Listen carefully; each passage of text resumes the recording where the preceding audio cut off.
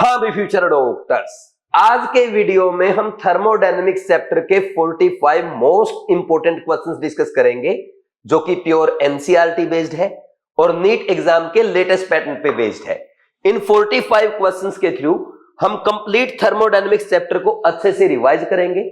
मैं आपको यह भी बताऊंगा ऐसे कौन से टॉपिक्स है या ऐसे कौन से एनसीईआरटी के पॉइंट्स हैं जो नीट 2026 एग्जाम में एज इट इज पूछे जा सकते हैं। ऐसे कौन से पॉइंट्स हैं जहां पे एग्जामिनर आपसे एग्जाम में मिस्टेक करवा सकता है, और साथ में यह भी सिखाऊंगा कि थर्मोडायनेमिक्स के किस टाइप के क्वेश्चन को आपको पहले अटेम्प्ट में करना चाहिए, दूसरे अटेम्प्ट में करना चाहिए या तीसरे अटेम्प्ट में करना चाहिए। यानी इन 45 क्वेश्चंस के थ्रू मैं आपको पूरा रिवीजन कराऊंगा, आपके मिस्टेक्स के बारे में बताऊंगा जो आप एग्जाम में कर सकते हैं, वो सारे इंपॉर्टेंट पॉइंट डिस्कस करेंगे जो नीट 2026 में पूछे जा सकते हैं, और साथ में भी डिस्कस करेंगे कि एग्जाम को कैसे अटेम्प्ट करना होता है, कौन से क्वेश्चन को किस अटेम्प्ट में करें। और ये 45 क्वेश्चन आप सब अच्छे से जानते हैं, ये है हमारी केयर टेस्ट सीरीज के थर्मोडायनेमिक्स चैप्टर के चैप्टर वाइज टेस्ट के क्वेश्चन और उनके एक्सप्लेनेशन। देखो आप सब जानते हैं केयर ये बीवाइज क्लासेस की केमिस्ट्री की चैप्टर वाइज टेस्ट सीरीज है जिसमें साथ में आपको रिवीजन टेस्ट और मेजर टेस्ट भी मिलते हैं, और इन टेस्ट के थ्रू मैं आपको एक एक टॉपिक अच्छे से रिवाइज कराता हूं, आपकी मिस्टेक के बारे में बताता हूं, कौन से क्वेश्चन को किस अटेम्प्ट में करना होता है, टेस्ट अटेम्प्ट करने की स्ट्रेटजी सिखाता हूं। और जो बच्चा केयर टेस्ट सीरीज को अच्छे से फॉलो करके जाता है, वीडियो सॉल्यूशन देखता है, मेरी बातों को अच्छे से सुनता है और एग्जाम तक एज इट इज फॉलो करता है, डेफिनेटली केयर टेस्ट सीरीज उसके केमिस्ट्री का नीट एग्जाम में केयर करती है और वो केमिस्ट्री में 180 आउट ऑफ 180 स्कोर करके अपने ड्रीम कॉलेज में जाता है। तो इसलिए मैं आपसे रिक्वेस्ट करता हूं, जिस भी बच्चे ने केयर टेस्ट सीरीज ज्वाइन कर रखी है वो टेस्ट जरूर अटेम्प्ट करे, और टेस्ट अटेम्प्ट करने के बाद वीडियो सॉल्यूशन भी देखें। पूरा वीडियो सॉल्यूशन देखने का टाइम नहीं है, एटलीस्ट उन क्वेश्चन का वीडियो सॉल्यूशन आप जरूर देखें जो आपसे मिस्टेक हुए हैं या पेपर में आप सोल्व नहीं कर पाए। और जिन स्टूडेंट्स ने अभी तक केयर टेस्ट सीरीज ज्वाइन नहीं की, अभी भी आपके पास टाइम है, केयर टेस्ट सीरीज को अच्छे से फॉलो करो, ये आपका स्कोर इंप्रूव करने में हेल्प करेगी। सिंपल बीवाइज क्लासेस ऐप डाउनलोड करें, कोर्सेज में जाएं, केयर 2026 पे क्लिक करके पेमेंट करने से पहले अप्लाई प्रोमो कोड पे क्लिक कर देना, आपको डिस्काउंट अवेलेबल हो जाएगा। कोई दिक्कत आती है 9429693672 इस नंबर पे कॉल करके बात कर सकते हैं। अब टेस्ट के सॉल्यूशन स्टार्ट करने से पहले हमेशा की तरह हम इंपॉर्टेंट क्वेश्चन की लिस्ट बनाएंगे। इसमें है question number 1, 6th, 12th, 14th, 16th, 19th, 22nd, 24th, 25th, 28th, 33rd, 34th, 35th, 38th, 39th, 42nd, 43rd and 44th question. ये सारे वो क्वेश्चन है अगर दोबारा से आपको टेस्ट अटेम्प्ट करना है, लेकिन पूरा टेस्ट अटेम्प्ट करने का टाइम आपके पास नहीं है, एटलीस्ट एक बार ये वाले क्वेश्चन जरूर सोल्व करें, और इनमें जो क्वेश्चन दोबारा से आपसे सोल्व ना हो या मिस्टेक हो जाए उसका एक्सप्लेनेशन देख के आप अपना डाउट क्लियर करें। अब स्टार्ट करते हैं पहले क्वेश्चन से। Question number 1, among the quantities density, temperature, enthalpy, heat capacity, volume and pressure A set of intensive variables. देखो भाई, एक तो होती है आपकी एक्सटेंसिव प्रॉपर्टीज, है ना, और दूसरा होती है इंटेंसिव प्रॉपर्टीज। अब एक बात बताओ, आपको ये तो पता ही है एक्सटेंसिव और इंटेंसिव प्रॉपर्टी क्या होती है। एक्सटेंसिव प्रॉपर्टी किसे कहते हैं, पढ़ा होगा आपने, विच depend upon amount, depend upon amount of substance, ठीक, अपॉन अमाउंट ऑफ सब्सटेंस, जो अमाउंट ऑफ सब्सटेंस पे डिपेंड करेगा। और ये कैसी है, independent of amount of substance, जो सब्सटेंस के अमाउंट पे डिपेंड नहीं करेगा, उसको हम कहते हैं इंटेंसिव प्रॉपर्टीज। ठीक, अब एक्सटेंसिव में कौन सी आएगी, एक्सटेंसिव जैसे इनमें से अगर हम देखें, देखो डेंसिटी है भाई, वाटर का एग्जांपल लो आप, वाटर की डेंसिटी कितनी होती है 1 ग्राम पर ml। चाहे आप वाटर 2 लीटर लें, 100 लीटर लें, 1000 लीटर लें, 10,000 लीटर लें, वाटर की डेंसिटी वही रहेगी, यानी अमाउंट पे डिपेंड नहीं कर रही। सो density is an intensive property. Next है टेम्परेचर। अब जैसे ये रूम है जिसमें मैं पढ़ा रहा हूं, या जिस रूम में बैठ के ये लेक्चर देख रहे हैं, इस रूम का टेम्परेचर है मान लीजिए अभी 25 डिग्री सेल्सियस। अगर आप इस रूम के बीचों बीच एक दीवार खींच दें, यानी इसके वॉल्यूम को आधा कर दें, तो क्या टेम्परेचर आधा हो जाएगा, कोई चेंज आएगा क्या? बिल्कुल नहीं आएगा, 25 ही रहेगा। तो टेम्परेचर भी इंडिपेंडेंट ऑफ अमाउंट है, ठीक। तो टेम्परेचर भी कैसी प्रॉपर्टी है, इंटेंसिव। नेक्स्ट है एंथैल्पी। एंथैल्पी अमाउंट पे डिपेंड करेगी, क्योंकि 1 मोल सब्सटेंस की एंथैल्पी अलग होगी, 2 मोल की अलग होगी, 3 मोल की अलग होगी, 4 मोल की अलग होगी। तो ऐसे एंथैल्पी क्या आ जाएगा, ये आपका यहां पे एक्सटेंसिव प्रॉपर्टी में आ जाएगा। Heat capacity. हीट कैपेसिटी क्या होती है भाई, हीट कैपेसिटी 3 टाइप की होती है। एक तो हीट कैपेसिटी हो गया सिंपल, एक होता है आपका मोलर हीट कैपेसिटी और एक होता है स्पेसिफिक हीट कैपेसिटी। ये हीट कैपेसिटी है, it is the amount of substance, sorry, it is the amount of heat required to increase temperature of given substance by 1 degree Celsius. अब given substance दे दिया, given substance यानी आप उसका mass change कर सकते हैं, और मास चेंज कर सकते हैं, मान लीजिए आपने 100 ग्राम वाटर का टेम्परेचर 1 डिग्री सेल्सियस से बढ़ाना है, उसके लिए अगर हीट क्यू चाहिए है तो 200 ग्राम वाटर के लिए अगर आपको टेम्परेचर 1 डिग्री सेल्सियस से बढ़ाना है तो उसके लिए क्यू से ज्यादा चाहिए होगी, तो हीट क्या हो जाएगा, चेंज हो जाएगा। तो यहां पे हीट कैपेसिटी क्या हो जाएगी, ये आपकी एक्सटेंसिव प्रॉपर्टी। वही मोलर हीट कैपेसिटी की बात करें, molar heat capacity is the amount of heat required to increase temperature of 1 mole substance by 1 degree Celsius. तो इसका मतलब क्या हुआ, वो 1 मोल सब्सटेंस के लिए है, उसमें अपने अमाउंट ऑफ सब्सटेंस फिक्स कर दी, तो वो हो जाएगी intensive property. Similarly specific heat capacity होती है amount of substance required for 1 gram substance to increase its temperature by 1 degree Celsius. वो भी, उसमें भी आपने 1 ग्राम अमाउंट फिक्स कर दिया, वो भी इंडिपेंडेंट ऑफ अमाउंट हो जाएगा, तो वो भी इंटेंसिव प्रॉपर्टी होती है। अब इसमें अगर आगे बढ़े, वॉल्यूम। भाई वॉल्यूम क्या है, जैसे 1 लीटर एयर का वॉल्यूम अलग होगा, 2 लीटर का अलग होगा, मतलब 1 मोल गैस का वॉल्यूम अलग होगा, 2 मोल गैस का अलग होगा। तो जैसे ही अमाउंट चेंज कर रहे हैं तो वॉल्यूम चेंज हो रहा है, तो ये हो गई extensive property. Next pressure. Pressure भी इंटेंसिव प्रॉपर्टी है। जैसे जनरली अगर हम बात करें प्लेन्स में, मतलब अगर हम बात करें जनरली जो आपका एटमॉस्फेरिक प्रेशर आपके घर पे जनरली, वो मेरे पास भी वही है। या आपने जो एग्जांपल लिया था, ये एनसीईआरटी एग्जांपल आपने देखा भी होगा कि अगर आपने ये रूम है, इसका प्रेशर प्रेशर P है, टेम्परेचर T है, वॉल्यूम V है, तो और इसको आपने डिवाइड कर दिया 2 टुकड़ों में, ऐसे है ना, इसका पार्टीशन कर दिया, तो प्रेशर और टेम्परेचर तो दोनों तरफ सेम रहेगा, लेकिन वॉल्यूम आधा हो जाएगा, है ना। तो वॉल्यूम एक्सटेंसिव प्रॉपर्टी है, प्रेशर और टेम्परेचर आपका कैसी प्रॉपर्टी है, इंटेंसिव प्रॉपर्टी है।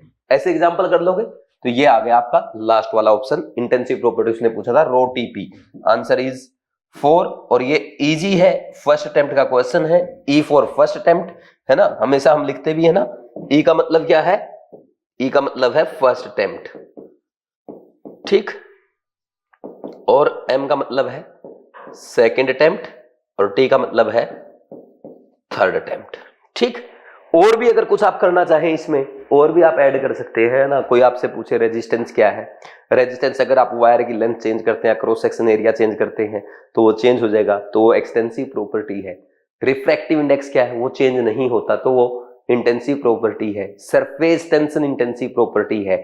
ई नोट सेल फिक्स होता, वो इंटेंसिव प्रॉपर्टी है, लेकिन ई सेल एक्सटेंसिव प्रॉपर्टी है, ठीक। तो ऐसे आप सबका चेक कर सकते हो, गिब्स फ्री एनर्जी या एंथैल्पी हो गया, ठीक, ये आपकी इंटेंसिव प्रॉपर्टी है, ठीक, और एंट्रोपी भी इंटेंसिव प्रॉपर्टी है। कर लेंगे ना ऐसे, तो मैंने आपको सिखा दिया है ना, बाकी आपको क्लास में पढ़ा रखा है, एक रिवीजन कराना था भाई ये क्या होता है, कैसे पहचानते हैं। आई थिंक अब आप सब कर लेंगे। डेंसिटी उसमें आ ही गया, डेंसिटी नहीं लिखवा, डेंसिटी इसमें आ गया ना, ठीक। नेक्स्ट देखो question number 2, which of the following is a path function. देखो पाथ एक तो होता है स्टेट फंक्शन, ये पाथ पे डिपेंड नहीं करता, एक होता है path function. Path function depend upon path, depend upon path, depend upon path. और इसमें आप 2 चीजें मेन पढ़ते हैं, एक तो कौन सा, W और एक Q, work done and heat, ये पाथ फंक्शन होते हैं। State function doesn't depend upon path, ये पाथ पे depend, doesn't depend upon path, ये इनिशियल और फाइनल स्टेट पे डिपेंड करता है, ठीक। अब इसके अलावा जितने भी आपके जैसे pressure, temperature, volume, Gibbs free energy, enthalpy, entropy etcetera, all these are state functions, ठीक। ये क्या है आपके path function. Number of mole भी स्टेट फंक्शन होता है, स्मॉल n होता है ना नंबर ऑफ मोल, ये भी स्टेट फंक्शन है।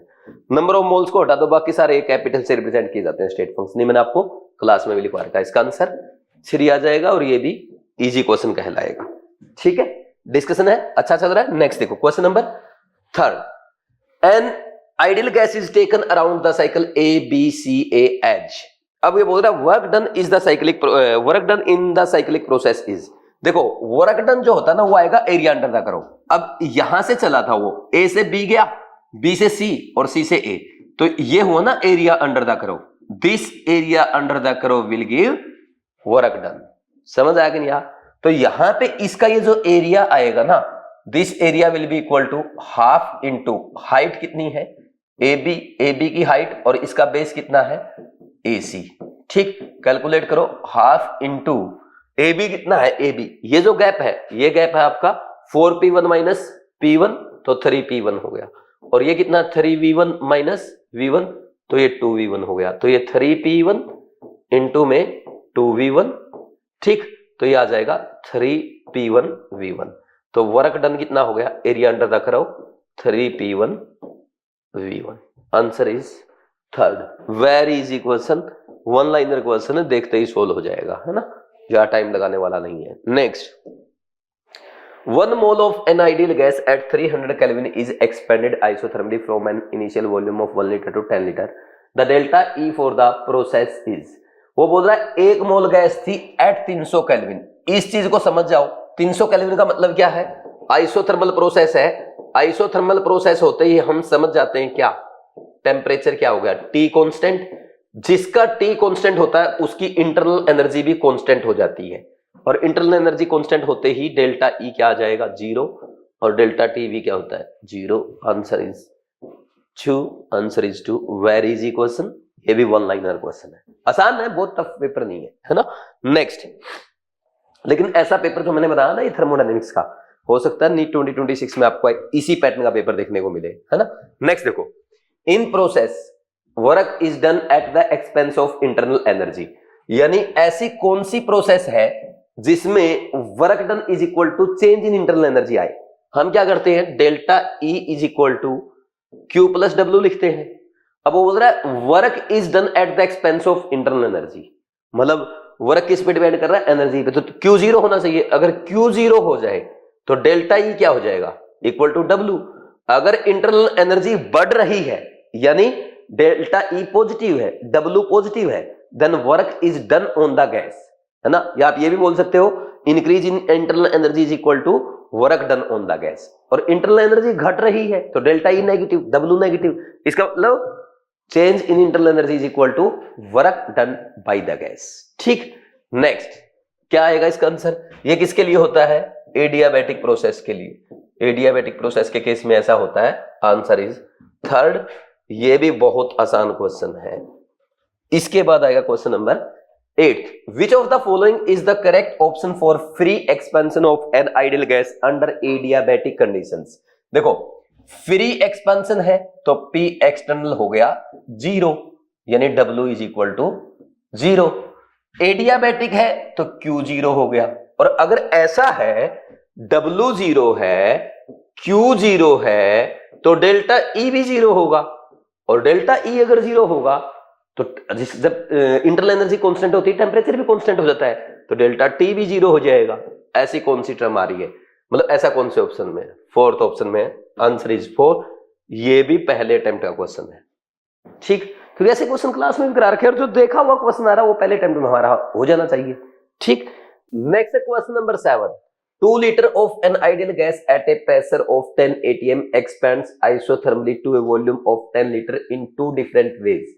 वो बोल रहा है 2 लीटर से एक गैस दी गई, 2 लीटर है उसका वॉल्यूम और प्रेशर है 10 atm, ये एक्सपेंड कर रही है आइसोथर्मली। तो ऐसे पॉइंट्स को अंडरलाइन कर दिया करो।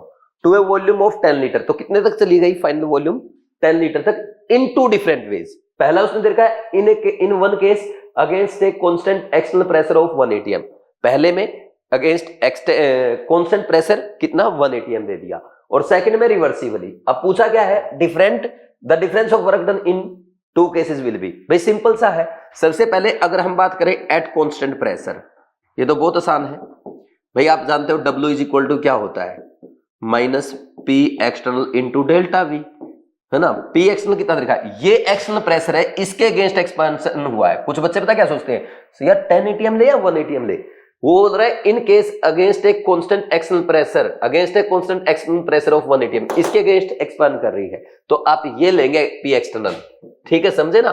तो -1 into V final minus V initial, V final 10 -2, तो ये हो गया आपका -8 लीटर एटीएम, ठीक। दूसरा बोल रहा है रिवर्सिबल प्रोसेस। अब रिवर्सिबल प्रोसेस में आपको क्या पता है भाई, यहां पे फॉर्मूला क्या होता है, W equal to -2.303 nRT log V final upon V initial. देखो हमारे पास V फाइनल 10 है, V इनिशियल 2 है, इसमें हमें कोई दिक्कत नहीं है, ठीक। अब अपने पास ना तो नंबर ऑफ मोल्स, क्योंकि उसने देखा गैस का इनिशियल वॉल्यूम 2 लीटर है और प्रेशर 10 लीटर है, वो एक्सपैंड कर गई 10 लीटर तक अगेंस्ट कांस्टेंट प्रेशर 1 atm एक केस में। दूसरे में वो एक्सपांशन जो हो रहा है वो रिवर्सिबल प्रोसेस में हो रहा है, आइसोथर्मल रिवर्सिबल प्रोसेस है, फॉर्मूला ये लग जाएगा, ठीक। टेम्परेचर चेंज नहीं हो रहा, तो अब ना तो अपने पास नंबर ऑफ मोल्स ना टेम्परेचर, तो ये फॉर्मूला कैसे लगा सकते हैं, ये फॉर्मूला आप लगाएंगे पीवी इक्वल टू एनआरटी होता ना, तो यहां पे एनआरटी जो है वो आप लेके आएंगे पीवी से, और पीवी क्या है, इनिशियली क्या है गैस का प्रेशर है 10 और वॉल्यूम है 2, तो एनआरटी आएगा यहां पे 20। समझ में आ गया, 20 लीटर एटीएम। तो इसको ऐसे लिखोगे 2.303 गुना में 20 log V final upon V initial, 2 पंजे 10, log 5 होता है 0.7, इसको आप ऐसे लिख दोगे -2.3 इंटू 20 मल्टीप्लाई बाई 0.7। तो अब इसको हटा दो, एक तो ये 2 7 14, 14 3 42 और 14 दूनी 28 और 4 32, तो ये आ गया 32.2 माइनस का लीटर एटीएम में, ठीक। तो डिफरेंस इन वर्क डन कितना आएगा, डिफरेंस इन वर्क डन मतलब आपको सिर्फ यहां पे ना वैल्यूज में वर्क डन का डिफरेंस बताना है, ये नहीं कि माइनस वो उसको लेके चलो 32 पॉइंट, क्योंकि एक्सपेंशन हुआ दोनों में वर्क डन तो नेगेटिव ही आएगा, तो मैग्नीट्यूड बताना होता है ओनली, है ना।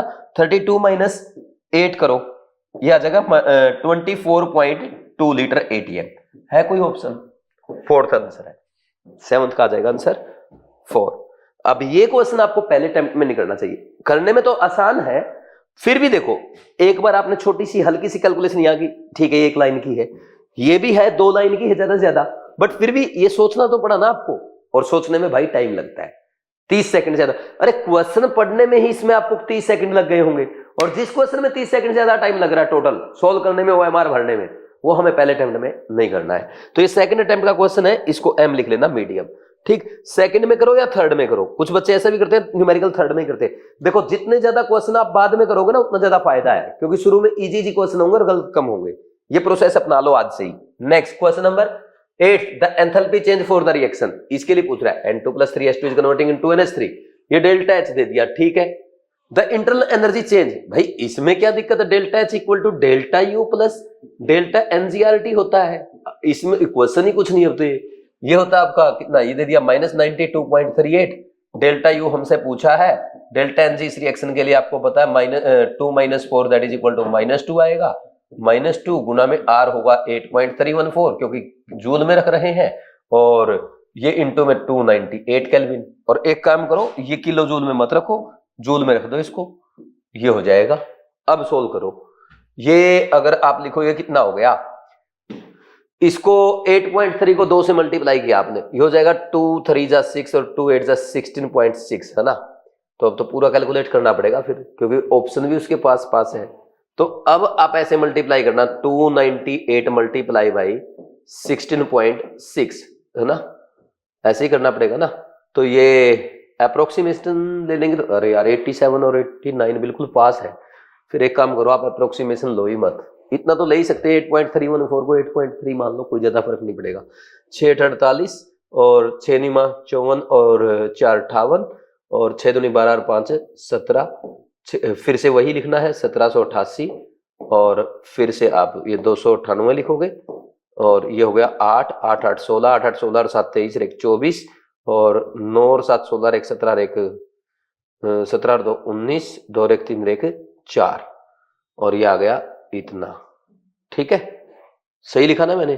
तो अब देखो डेल्टा U कितना होगा, -92,380, और ये हो जाएगा इधर आगे प्लस 4946.8, तो delta U will be equal to 0.2, 9 में से 6 गया 3, 7 में से 4 गया 3, और ये कितना, इसको बोलोगे आप 13 में से 9 गया 4, और ये 11 में से 4 गया 7, है ना, और ये 8, ये इतना आ गया आंसर। ठीक, और इसको लिख सकते हो आप, ये जूल में आया, delta U approx -87 point something 43 kilo joule, यही आंसर आ रहा है भाई। कौन सा? सेकंड वाला। ठीक है, सेकंड आंसर आ जाएगा। अब ये क्वेश्चन देखो, देखने में तो आसान है, क्योंकि पेपर में आप देखो इसमें करना है क्या, delta H equal to delta U plus delta NGRT लगाना है। ये जो करना है ये तो 30 सेकंड से ज्यादा खा रहा है आपका टाइम। तो ये क्वेश्चन थर्ड अटेम्प्ट तक जाना चाहिए, मतलब ये ऐसे क्वेश्चन को रेयर करना चाहिए। जैसे कोई बच्चे ने ना अगर यहाँ पे कैलकुलेशन लिख दी यहां तक, फिर वो सोचता है यार मैंने इतना टाइम लगा दिया, अब तो मैं इसको सोल्व कर लेता हूं। भाई इतना टाइम लगा दिया आपने, ठीक है 30 सेकंड का टाइम लगा दिया, अब आप इस पे 1 मिनट से ज्यादा और वेस्ट करने वाले हो। और 1 मिनट में तो अगर पेपर टफ आया होगा, आप बायो के 2 क्वेश्चन कर लोगे, ये देगा 4 नंबर और बायो देगी 8 नंबर। जैसे इस बार नीट 2025 में छूटा बच्चों का, नुकसान ही तो हुआ उसका, जो पड़े रहे फिजिक्स सोल्व करने के चक्कर में। समझे नहीं समझे? Next question number 9, assume each reaction is carried out in an open container for which of the following reaction delta H equal delta I, जिसका delta N G greater equal to 0 है। इसका देखो, इसका डेल्टा एन जी पहले का आ गया 1, इसका आ गया 2 - 3 delta N G equal to -1, इसका डेल्टा एन जी आया 0, और इसका डेल्टा एन जी आएगा आपका 2 रेख 3 - 2 1। तो आंसर कौन सा? Answer is 3। ये इजी क्वेश्चन नहीं, पहले अटेम्प्ट में हो जाएगा आपका। कर लेंगे नहीं कर लेंगे? Next question number 10, the difference between delta H and delta I for the combustion of methane. हाँ, ये रिएक्शन आपको लिखनी पड़ेगी। जैसे मीथेन का कंबशन करना अपने को, है ना, क्या बनेगा भाई? 27 डिग्री सेल्सियस पे है, तो वाटर को लिक्विड रखना अब आप यहाँ पे, है ना, वाटर को सिर्फ लिक्विड बनाना, CO2 प्लस 2H2O लिक्विड, है ना, बन गया। अब बैलेंस करो, कार्बन इधर 1 और इधर 4 हाइड्रोजन, उधर भी 4 हाइड्रोजन। अब ऑक्सीजन बैलेंस करो, 2 और 2 4, इधर भी 4 होने चाहिए। तो इसका डेल्टा एनजी लिखना कितना है? डेल्टा एनजी इक्वल टू ये 1 - 3 दैट इज इक्वल टू -2 आया। ठीक, तो delta H is equal to delta E plus delta NGRT होता है। ठीक, और ये क्या पूछ रहा है? Difference between delta H and delta E. Delta H and delta E का डिफरेंस आएगा डेल्टा एनजीआरटी। वैल्यूज पुट कर दो, डेल्टा एनजी कितना है? -2 है, गुना में R 8.314 रख रहा ना ये, और टेम्परेचर 300 डिग्री सेल्सियस, 300 केल्विन। तो ये आंसर आ गया आपका थर्ड वाला। Answer is third. हाँ, ये क्वेश्चन जो ये फर्स्ट अटेम्प्ट में हो जाता है, क्योंकि कैलकुलेशन नहीं करा रहा। देखो बस आपको यही तो चाहिए था, ये क्या है? यही तो एक लाइन लिखनी थी बस। ये भी अगर आपको इसमें टाइम लगता है ऐसे क्वेश्चन में, इसको आप सेकंड अटेम्प्ट तक भी लेके जा सकते हो। ठीक, और कोई बच्चा जल्दी सोच पाता तो पहले अटेम्प्ट में कर सकते हैं। ठीक, next question number 11th, study the following data, H2 plus Cl2 is converting into 2HCl, delta H not equal to -185 kilojoule per मोल लिखा है, H2 plus O2 is converting to H2O, इसका calculate delta E at constant pressure and delta for the. अच्छा, ये अच्छा question है। देखो पहले ना ये रिएक्शन दे दी आपको फर्स्ट, और ये डेल्टा H नोट है, ये सेकंड दे दी। ठीक, और ये रिएक्शन लेके आओ, कैसे लेके आओगे पता है? अगर आप पहली रिएक्शन देखो, इसमें क्या 4HCl, इसमें HCl राइट है और 2 है, तो पहली रिएक्शन को रिवर्स करना पड़ेगा, माइनस करना पड़ेगा, वो भी किससे मल्टीप्लाई करके? 2 से मल्टीप्लाई करके। ठीक, सेकंड रिएक्शन में देखो, इसमें H2 राइट है, इसमें भी राइट है, इसमें 2H2, इसमें भी 2H2, तो इसको सेकंड रिएक्शन को ऐड कर देना बस। तो ये रिएक्शन आ जाएगी आपकी 4HCl गैस प्लस O2, ये अपने आप रिजल्टेंट रिएक्शन यही आएगी। 2 ये गैसियस, ये 2Cl2 gaseous plus 2H2O gas. ठीक, इसका डेल्टा H जो आएगा that is equal to -2 into delta H1 plus delta H2 आएगा। वैल्यूज पुट कर दो, कितना है? -2 इंटू 185 प्लस कितना है? अच्छा, माइनस भी तो है, -185 प्लस ये है -483.7। अब 185 दूनी कितना होता है? 370 हो जाएगा ना, आई थिंक 370 हो गया। तो 370 माइनस माइनस प्लस का है, प्लस का 370 और ये माइनस का 483.7, घटाओ कितना आएगा? ये आ जाएगा -103 नहीं 113.7 ये आ गया डेल्टा एच, है ना, किलोजूल में आ गया। अब आप लिखोगे delta H is equal to delta E plus delta N G R T. Delta E आपको बताना है, ये 113.7 है ना, इसको 113 और 700 लिख दो। डेल्टा ई हमें बताना, डेल्टा एन जी कितना है इसका, 2 और 2 4 -5, ये -1 आएगा। -1 R 8.3 किलो जूल पर मोल में है। टेम्परेचर कितना दिया है, 25 डिग्री 298। अब देखो ये कैलकुलेशन तो कम से कम है ना आपको ना बार बार करके याद हो जानी चाहिए, है ना। जैसे ये तो ना 298 गुना 8.314 चाहे 8.3 से ही लिख दो, ये तो हमें याद रहनी चाहिए। और इस कैलकुलेशन में भी कुछ नहीं है, पहले तो आप इसको ना ऐसे जैसे ये लिखना है। अब सुनना, ये देखो एक बार, देखो आपकी कैलकुलेशन जितनी अच्छी होगी ना एग्जाम में आपको उतना ही एडवांटेज मिलेगा, उतना ही कम टाइम आपका पेपर को सोल्व करने में लगेगा। देखो सीधी सी बात है, कोई भी समझ सकता है इस बात को, जिसकी कैलकुलेशन अच्छी है उसके क्वेश्चन जल्दी सोल्व होंगे, जल्दी सोल्व होंगे तो टाइम एक्स्ट्रा बचेगा तो वो ज्यादा क्वेश्चन कर पाएगा, उसकी अच्छी रैंक आएगी। अब जैसे यही कैलकुलेशन आ गई, आधे बच्चे ऐसी कैलकुलेशन को देख के भाग जाते हैं, तो इसमें भागना नहीं है। आप देखो 298 मल्टीप्लाई बाई 8.3 करना है। कुछ बच्चे ना इसको पूरा सोल्व करते जैसे बचपन में करते थे, 38 जा 39 जा 32 जा, नहीं, इसमें आपको क्या करना है, इसको लिख लो 298 को 300 - 2। ठीक, इसको ऐसे लिख लेता हूं मैं, एक बार ऐसे लिख लेता हूं, मान लीजिए मैं इसको लिख दूं 298 गुना 83 लिख देता हूं। क्या मैं इसको 300 - 2 और इसको 80 + 3 नहीं लिख सकता, लिख दूंगा ऐसे, बचपन में करके आए हो। अब देखो 8 या 24,000 हो गया, प्लस का और कौन आएगा इसमें प्लस में, 300 तिया 900। अब 80 की करो माइनस इससे कितना, -160 और -6, ये हो गया ना। ठीक, तो ये कितना हो जाएगा, 24,900 में से 166 घटाना है, तो 24,900 में से 166 अगर आप घटा दोगे तो ये पता कितना आ जाएगा, 24,900 में से 166 घटाओ, ये आ जाएगा आपका 24,734 और यहां पे पॉइंट आ जाएगा, तो इसको ऐसे लिख दो अब 24,734, है ना, पॉइंट लग जाएगा ना, 8.3 था। ठीक, अब delta E will be equal to -3700 plus कितना हो गया 2473.4। अब ये करो, इसको अगर आप सोल्व करोगे 0.6 हो जाएगा, 9 में से 3 गया 6 हो जाएगा, 9 में 7 गया 2 और 6 में से 4 गया 2 और 3 में से 2 गया 1, ये 11, ये आ गया माइनस का, और माइनस का ये है तो इसको लिख सकते हो आप कितना, 111.2, ये जूल में आया है, 111.22 किलो जूल। बताओ कौन सा आंसर आ रहा है, 111, ये आ गया आंसर, पहला आंसर इज फर्स्ट। ठीक, ये मीडियम से टफ क्वेश्चन हो गया, सेकंड या थर्ड अटेम्प्ट में करना चाहिए, क्योंकि कैलकुलेशन आ गई ना, कैलकुलेशन जाएगी, उसको पहले अटेम्प्ट में करना ही नहीं है। ठीक हो जाएगा। नेक्स्ट देखो, ऑप्शन भी देखो, -111 + 111 -11.1 + 11.1, अच्छा क्वेश्चन बना रखा है ना। Next,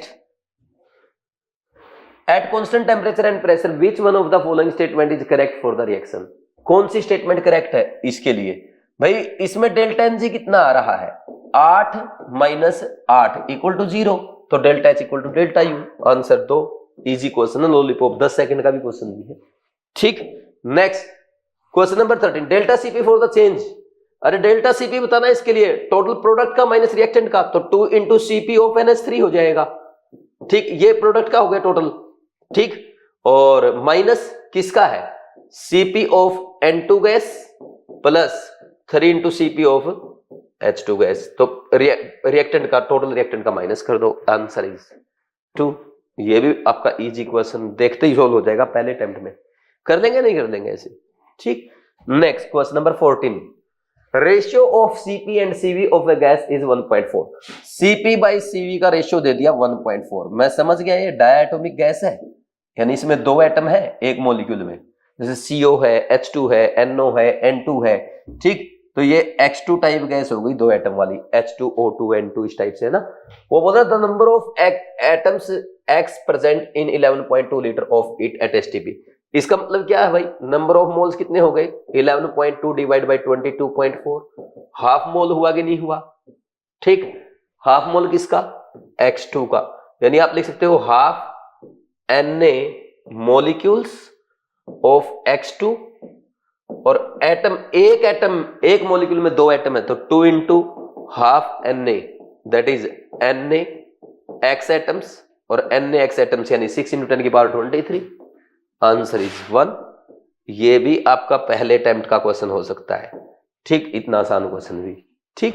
next question number 15, you are given the following 2 reactions, ये रिएक्शन दे रखी है, मीथेन का कंबसन है पहले में, दूसरे में HGO जा रहा है, HG लिक्विड और O2 गैस में, विच one of the following statement is correct. देखो पहली रिएक्शन में क्या है, ये कंबसन हुआ, डेल्टा H नेगेटिव आ रहा है, ठीक, तो ये हो गई एक्सोथर्मिक रिएक्शन। दूसरी रिएक्शन में इसने क्या लिख दिया, ये प्रोडक्ट की साइड माइनस लिख रखा है, तो इस रिएक्शन को ऐसे लिखा जाना चाहिए 2HGO सॉलिड, उधर जाएगा तो हीट प्लस हो जाएगा, ठीक, is converting into 2HG liquid plus O2 gas. अब इस रिएक्शन में प्रोडक्ट के साथ हीट, रिएक्टेंट के साथ हीट लिखी है, तो इसका मतलब इसमें हीट एब्जॉर्ब हुई है, और ये हो जाएगी आपका डेल्टा H पॉजिटिव आ जाएगा इसका आंसर, और ये एंडोथर्मिक रिएक्शन हो जाएगी। तो first is exothermic and second is endothermic, answer is 4। बोलो कोई डाउट है क्या, समझ आया कि नहीं आया? तो इजी क्वेश्चन था, ये भी आराम से हो जाएगा, क्लास में मैंने बताया भी था, ध्यान रखना, इस पैटर्न में भी एग्जामिनर लिख देता है। Next 16, for which one of the following equation delta H not reaction का equal to heat of formation for the product. देखो heat of formation of product क्या होती है भाई, किसी की भी हीट ऑफ फॉर्मेशन है, it is the amount of heat और enthalpy change during formation of 1 mole substance, कितना substance, 1 mole substance from its constituent elements in their reference state. Constituent element का मतलब क्या होता है, कोई कंपाउंड नहीं होना चाहिए रिएक्टेंट की साइड, जैसे कैल्शियम ऑक्साइड है, CO2 है, वाटर, ये कंपाउंड है नहीं, आप सिर्फ एलिमेंट लेंगे, H2, O2, N2, है ना, कार्बन ग्रेफाइट, ठीक। और इनके मोस्ट स्टेबल स्टेट या रेफरेंस स्टेट का मतलब पता क्या है, अब कार्बन आप डायमंड की फॉर्म में नहीं सकते, कार्बन की मोस्ट स्टेबल स्टेट यानी रेफरेंस स्टेट कार्बन ग्रेफाइट है। तो जब भी आप किसी ऐसे कंपाउंड का फॉर्मेशन करेंगे जिसमें कार्बन है, तो वो कार्बन ग्रेफाइट से करेंगे, ना कि डायमंड से। ऑक्सीजन के केस में O2 लेंगे, ना कि O3, ये ध्यान रखना है। H2 यूज करते हैं, N2, O2, F2 gaseous, Cl2 gaseous, Br2 liquid होता है स्टैंडर्ड स्टेट में, I2 सॉलिड होता है, मरकरी लिक्विड होता है, ठीक। तो ऐसे ध्यान रखना पड़ेगा आपको। सल्फर जनरली S8 लिखा जाता है, कई बार एग्जामिनर वैसे S सॉलिड भी लिख देता है, उसका मतलब रोम्बिक सल्फर वही होता है, S18 यूज करते हैं, ठीक। फास्फोरस P4 में होता है, ठीक, कर लेंगे ना ऐसे। तो अब देखो पहले केस में क्या प्रोडक्ट जो है उसका 1 मोल बन रहा है, बिल्कुल 1 मोल, लेकिन क्या वो अपने कॉन्स्टिट्यूएंट एलिमेंट से बन रहा है, N2 तो कॉन्स्टिट्यूएंट एलिमेंट है, O3 भी एलिमेंट है ऑक्सीजन का, लेकिन इसकी रेफरेंस स्टेट O2 होती है, तो पहला तो हो गया गलत। ये इस रिएक्शन का हीट जो है, heat of formation of N2O3 नहीं है। नेक्स्ट रिएक्शन देखो, अरे यहां तो वैसे ही कंपाउंड आ गया, ये तो एक रिएक्शन हो रही है, कोई हीट ऑफ फॉर्मेशन थोड़ा हुआ, दो कंपाउंड बन रहे हैं। यहां देखो XeF4 का 1 मोल बना, इसके constituent element xenon and fluorine से बना, बिल्कुल सही है। CO2 के 2 मोल बन रहे हैं, ये गलती कर दी, और यहां पे CO ले रखा है, ये हीट ऑफ फॉर्मेशन को रिप्रेजेंट नहीं करेगा, आंसर इज 3rd। तो ये बड़ा अच्छा क्वेश्चन था, ऐसे क्वेश्चन एग्जाम में इस बार पूछे जाएंगे, आप नोट करो। Heat of formation, heat of formation पे नीट 2026 में क्वेश्चन आएगा, है ना, ये मुझे पूरी उम्मीद है, और इस पैटर्न का क्वेश्चन आ सकता है जैसा मैंने आपके सामने लिखा है, ठीक। Next question number 17, the heat of formation of H2 liquid is 286 kilojoule, the heat of formation of H2 gas is likely to be। अरे भाई एक बात बताओ, आपको पता क्या पूछ रहा है, H2O लिक्विड है, बनाया है आपने, कैसे बनाओगे, ये H2 gas plus half O2 gas, इससे बन जाएगा H2O लिक्विड, ठीक। तो इसकी डेल्टा H जो इसने दी है वो है 286 किलो जूल, ठीक। और इसमें देखो ये ना, ये नेगेटिव आएगा, पता है क्यों, क्योंकि वाटर जो फॉर्म हो रहा है ना, वो एक टाइप से हाइड्रोजन के कंबसन की रिएक्शन है, और किसी का भी कंबसन होता है तो नेगेटिव आता है। ये heat of formation of water आ गया, और इसमें डेल्टा H नेगेटिव आएगा। Next heat of formation of H2O, H2 gas plus half O2 gas से आपको बनाना है H2O गैसियस, देखो अगर लिक्विड बनेगा तो क्या होगा, ज्यादा हीट रिलीज होगी, और गैस बनेगा तो कम रिलीज होगी। क्यों? क्योंकि गैस के पास ऑलरेडी कुछ एनर्जी है ना। आप सोचो, अगर मान लीजिए स्टेप ये होता, मान लीजिए इसमें x जूल हीट रिलीज हुई, फिर ये H2O गैस से H2O लिक्विड में जाता, तो गैस में एनर्जी ज्यादा होती है, तो जब वो लिक्विड में जाएगी और एनर्जी रिलीज होगी ना। तो सबसे ज्यादा रिलीज किसके केस में हुई? H2O लिक्विड के केस में। तो H2O गैस के केस में जो हीट रिलीज होगी that will be less than delta H will be less than, मतलब ये मान लो डेल्टा H जो है वो नेगेटिव आएगा, विल बी लेस देन 286 का मैग्नीट्यूड, और ये एक्सोथर्मिक होगी ये भी। ठीक, तो इनमें देखो ऐसा कौन सा ऑप्शन है जिसमें डेल्टा H की वैल्यू 286 से कम आ रही है? तो ये रहा आपका आंसर। तो इसका डेल्टा H कितना आएगा? माइनस 42.8 किलो जूल पर मोल। ठीक, ये आ जाएगा। रिलीज हो रही है इसमें भी और इसमें भी, इसमें 286 रिलीज हुई, इसमें कम रिलीज होगी।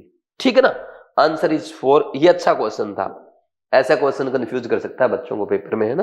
क्वेश्चन भले ही इजी था ना। Next, which of this species has standard enthalpy of formation equal to 0? देखो F2 गैसियस ऑलरेडी नेचर में एग्जिस्ट कर रहा है, हमने कुछ नहीं किया, इसलिए इसका हीट ऑफ फॉर्मेशन क्या होगा? 0। और ये एलिमेंट है, कोई भी एलिमेंट अपने रेफरेंस स्टेट में है, जैसे हीट ऑफ फॉर्मेशन किसके लिए 0 आएगा? कोई भी एलिमेंट जो अपने रेफरेंस स्टेट में है, जैसे H2 के लिए H2 गैस हो गई, है ना, N2 गैस है, O2 गैस है, ठीक, और बोलो F2 गैसियस है, Cl2 गैसियस है। ठीक, यही अगर हम बात करें Br2 लिक्विड के लिए, I2 सॉलिड के लिए, कार्बन ग्रेफाइट फॉर्म में, ठीक, phosphorus P4 solid, sulphur S8 या रोम्बिक सल्फर लिख दो, ठीक, मरकरी लिक्विड फॉर्म में, ये अपने आप एग्जिस्ट कर रहे हैं, इनकी मोस्ट स्टेबल स्टेट है, रेफरेंस स्टेट है, इनकी सबकी हीट ऑफ फॉर्मेशन 0 है। बाकी इनसे कोई कंपाउंड बनाओगे तो उसकी 0 नहीं आएगी। जैसे अगर आपने F2 है, F2 गैस इसकी 0, अगर इससे आपको F एटम बनाना तो एनर्जी देनी पड़ेगी इसको अलग अलग फ्लोरीन एटम्स में तोड़ने के लिए, तो इसका नॉन जीरो। F माइनस बनाओगे तब भी एनर्जी देनी पड़ेगी, या मतलब रिलीज होगी। F पहले F गैसियस बनाओगे फिर F माइनस बनेगा, उसमें एनर्जी रिलीज होगी। HF बनाने में भी एनर्जी 0 नहीं आएगी, तो आंसर इज 1। ये भी एक अच्छा क्वेश्चन है, हर बार मैं ऐसा क्वेश्चन पूछता हूं, है ना। हीट ऑफ फॉर्मेशन से अच्छे अच्छे क्वेश्चन बनते हैं, इजी क्वेश्चन था। Next question number 19, the enthalpies of solution for the copper sulphate pentahydrate and anhydrous copper sulphate are respectively. दोनों की दे रखी है, the hydration enthalpy of copper, enthalpy of anhydrous copper sulphate. देखो इसमें ना पहले कॉपर सल्फेट लो आप एनहाइड्रस, और इसका ना एक तो आपको दे रखा है किसका, एक सेकेंड, यहां पे ये .5H2O सॉलिड, सबसे पहले कॉपर हाइड्रेट का दे रखा ना, पेंटाहाइड्रेट का, इसको बना दिया उसने कॉपर सल्फेट एक्वस, है ना, पानी पानी हो गया इसमें सब, है ना। तो इसके लिए डेल्टा एच कितनी दी है? -11.7। देखो ये ध्यान देना, ये माइनस यहां है, और वो ऐसे भी पेपर में लिखा रहता है बहुत बार, और बच्चे गलती कर जाते हैं। ठीक, ये ध्यान दिया करो कि इसके आगे माइनस है नहीं है, वो देखो उधर लिखा हुआ है, और पेपर में बहुत सारी बार ऐसा ही आता है। ठीक, कॉपर सल्फेट जो है, अब क्या बोल रहे हैं, एनहाइड्रस कॉपर सल्फेट, इसका मैंने क्या कर दिया, कॉपर सल्फेट बना दिया एक्वस फॉर्म में, इसका डेल्टा एच दिया है -65.5। ठीक, वैल्यूज लिख रहा हूं, यूनिट नहीं लिख रहा। ठीक, अब देखो ये इक्वेशन अगर 1 है, ये 2 है, ये डेल्टा H1 है, ये डेल्टा H2, वो क्या पूछ रहा है, hydration enthalpy of anhydrous copper sulphate. भाई एनहाइड्रस कॉपर सल्फेट की हाइड्रेशन एंथैल्पी कितनी होगी, इसका हाइड्रेशन एंथैल्पी पूछ रहा है। तो असल में आपसे ये पूछना चाहता है, जो एनहाइड्रस कॉपर सल्फेट है, अगर मैं इसका हाइड्रेटेड प्रोडक्ट बनाऊं CuSO4.5H2O, तो इसकी एनर्जी कितनी होगी, ये पूछ रहा है आपसे। तो अब इसमें पता क्या होगा, अब आप ये देखो, लेफ्ट में ये कॉपर सल्फेट है सॉलिड, राइट में कॉपर सल्फेट का हाइड्रेट है ना, राइट में, तो इसमें लेफ्ट है, तो सेकंड -1 कर दे तो यही इक्वेशन आएगी कि नहीं आएगी, है ना। और यहां पे इस रिएक्शन का डेल्टा एच क्या आ जाएगा, delta H2 minus delta H1, तो ये -65.5 माइनस -11.7, तो माइनस माइनस प्लस हो गया, यहां देखो ये 11.7 हो गया, तो ये बच जाएगा 15 में से 7 गए 8, और 14 में से 1 गया, 4 में से 1 गया 3, और 6 में से 1 गया 5, ये -53.8 किलो जूल पर मोल, ये आ जाएगा। कौन सा ऑप्शन है, माइनस आएगा 53.8, आंसर इज 4। ये कम से कम सेकंड अटेम्प्ट का क्वेश्चन है ना, क्योंकि लाइन लिख के देखनी पड़ेगी ना आपको एक बार। चलो दिमाग में भी चल सकता है, फिर भी ये सोल्व तो करना पड़ेगा, तो सेकंड अटेम्प्ट में करने चाहिए किसी भी न्यूमेरिकल को, है ना, कर लेंगे। नेक्स्ट, ये अच्छा क्वेश्चन था, ये भी आ सकता है एग्जाम में। इसके बाद क्या आएगा, how much energy is released when 6 mole of octane is burned in air given heat of formation of CO2। इस टाइप का क्वेश्चन आ सकता है एग्जाम में, गुड क्वेश्चन है एग्जाम के लिए, है ना। सबसे पहले पता क्या करना है आपको, heat of formation of CO2 दे दी, वाटर दे दी और C8H8 दे दिया, तो बोल रहा है 6 मोल ऑक्टेन के जलाएं तो कितनी हीट होगी। पहले तो जो गिवन है वो लिखो। देखो कार्बन सॉलिड जो है, ग्रेफाइट जो होता है, ग्रेफाइट ही बोल दो, कोई फर्क नहीं पड़ता यार उससे, बार बार, ठीक। CO2 बना, इस रिएक्शन के लिए heat of formation of water हो जाएगा ना, sorry heat of formation of CO2 कितना है, ये दे रखा है इसने -490, ठीक है भाई। दूसरा, वाटर के फॉर्मेशन की दे रखी है, तो वाटर के फॉर्मेशन की रिएक्शन ऐसे लिखी जाएगी, H2O लिक्विड बनेगा, डेल्टा H इसका दे रखा है कितना, -240। नेक्स्ट, अब किसका बोल रहा है, अच्छा गैसियस दे रखा है यहां पे, है ना, उसने गैसियस दे रखा है, ध्यान देना। और ऑक्टेन का C8 नहीं, कार्बन ग्रेफाइट, यहां पे भी ग्रेफाइट ही लिख लो, चलो carbon graphite plus H2 gaseous, ये बनाएगा C8H18 गैसियस, ठीक। इसको मल्टीप्लाई करना पड़ेगा आपको 8 से और इसको 9 से, तब आके ये आएगा डेल्टा H इक्वल टू कितना, +160, ठीक। अब देखो, अब हीट ऑफ कंबशन पूछिए 6 मोल की, एक काम करते हैं पहले 1 मोल के लिए निकालते हैं, यानी ये रिएक्शन लिखते हैं, C8H18 जो है गैस इज, ये O2 के साथ रिएक्शन करेगी और बनेगा कितना, 8 CO2 gas plus 9 water molecule gas इस फॉर्म में बन जाएंगे, ये रिएक्शन आएगी, ठीक। अब देखना, अब यहां पे, अब आप सोच रहे होंगे सर आपको कैसे पता चला वाटर गैसेस बना, भाई उसने यहां से हिंट दी मेरे को, heat of formation of water gases दे रखा, तो इसका मतलब पक्का वाटर गैसेस बन रहा हुआ, ठीक। अब देखो बैलेंस करो इसको, 8 CO2 हो गया बैलेंस, अच्छा ये हो गया बैलेंस, ऑक्सीजन बैलेंस करो, 8 दूनी 16, 16 2 25, 25 बटा 2, वैसे इसकी जरूरत भी नहीं पड़ती बैलेंस करने की। अब ये 3 इक्वेशन है, फर्स्ट सेकंड थर्ड, इनकी ये हीट है, तो इन तीनों पे कोई ऐसा ऑपरेशन लगाओ ताकि ये रिएक्शन बन जाए। क्या ऑपरेशन लगा सकता हूं, C8H18 राइट है, इसमें लेफ्ट चाहिए, तो थर्ड इक्वेशन को तो माइनस करना पड़ेगा। इसमें देखो CO2 राइट है और पहले में क्या, इसमें भी राइट है, तो इसको ऐड करो, लेकिन 8 से मल्टीप्लाई करके, 8 मल्टीप्लाई बाई 1। सेकंड में H2 राइट है, इसमें भी राइट है, लेकिन 9H2 है, तो उसको 9 से मल्टीप्लाई करके सेकंड को ऐड कर दो।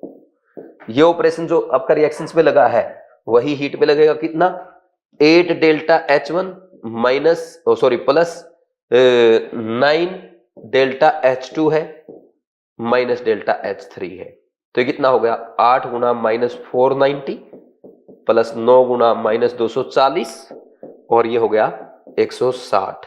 देखो अब 490 गुना 8 बच्चे ऐसे करने लगते हैं, 8 9 72, अरे ऐसे क्यों करते हो तुम, 500 गुना 8 कर दो ना, 500 गुना 8 कितना हो गया, 4000, उसमें से 800 घटा दो, मतलब सॉरी कितना घटा दो, 80 घटा दो, 8 गुना 10, ठीक है, तो कितना बचेगा 3920, तो 3920 क्या है, माइनस का। नेक्स्ट, ये प्लस 24 निमा कितना होता है, अरे 24 को 10 से मल्टीप्लाई करोगे 240 आएगा, तो उसमें से 24 घटा दो, 24 9 आ जाएगा, कितना आएगा, 240 में 24 गया 216, तो 2160 आ गया और माइनस 160, जोड़ो सारे माइनस के, 0 आ गया, 6 2 8 और 6 14, 9 1 10 1 11 1 12 3 2 5, ये आ गया -2240 किलो जूल पर मोल, ठीक। तो हाउ मच एनर्जी रिलीज्ड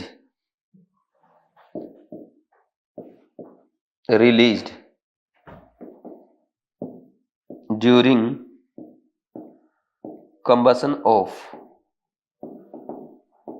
कितना, 6 मोल ऑक्टेन, तो इसको 6 से मल्टीप्लाई कर दो, 6 गुना में -5240 कितना आ जाएगा, अब कर दो सोल्व, 6 5 30, 30 से ज्यादा आएगा, कितना आ रहा, करें सोल्व, 0 6 चौका 24 और 6 दूनी 12 और 2 14, 6 5 30 और 1 31 -31,440, कहीं ऐसा ऑप्शन तो है ही नहीं, ये तो हमारी कैलकुलेशन में कोई गड़बड़ हुई होगी, या हमने कुछ गलत लिख दिया, दोबारा चेक करो, ये सही है क्या, 8 9 72, 8 4 32 और 7 39, ये तो सही है। ये 24 निमा 216 होता है, ये भी सही है, ठीक, और ये भी सही है। अब 0 0 0 ठीक है, 6 और 6 12 और 2 14, ये भी ठीक है, 4 1 और 1 2 और 9 9 और 2 11 है ना, 11 और 1 12, ये भी ठीक है, 3 2 5 और 1 6 आएगा भाई, यहाँ पे ये गलती कर दी, और ये 6 आएगा तो 6 चौका 24, 6 दूनी 12 तो 14, 6 को 36 और 1 37, तो ये किलो, ये जूल में आया, तो इसको लिख दोगे -37.4 किलो जूल। कौन सा आंसर आ रहा है? सेकंड आ जाएगा, आंसर इज सेकंड। ये सेकंड या थर्ड अटेम्प्ट का क्वेश्चन है, क्योंकि देखो 3 रिएक्शन लिखनी, फिर उनकी कैलकुलेशन भी करनी। मेरे हिसाब से तीसरे अटेम्प्ट में करना चाहिए ऐसे क्वेश्चन को। सेकंड की भी बात मत करो, सीधे तीसरे में ले जाया करो ऐसे क्वेश्चन को, है ना, बिल्कुल ओपन माइंडेड हो जाओ। थोड़ा सा भी पेन चलाना पड़ा ना, वो सेकंड अटेम्प्ट का, थोड़ा सा ज्यादा मेहनत करनी पड़ी वो तीसरे अटेम्प्ट का, क्योंकि जितने ज्यादा क्वेश्चन आप 1.5 घंटे के बाद करेंगे ना, नंबर उतने ही ज्यादा आएंगे, ये ठान लो। एक बात जान लो, देखो मैं आपको जो सिखा रहा हूं उसको समझ लो भाई, सिंपल सी बात है।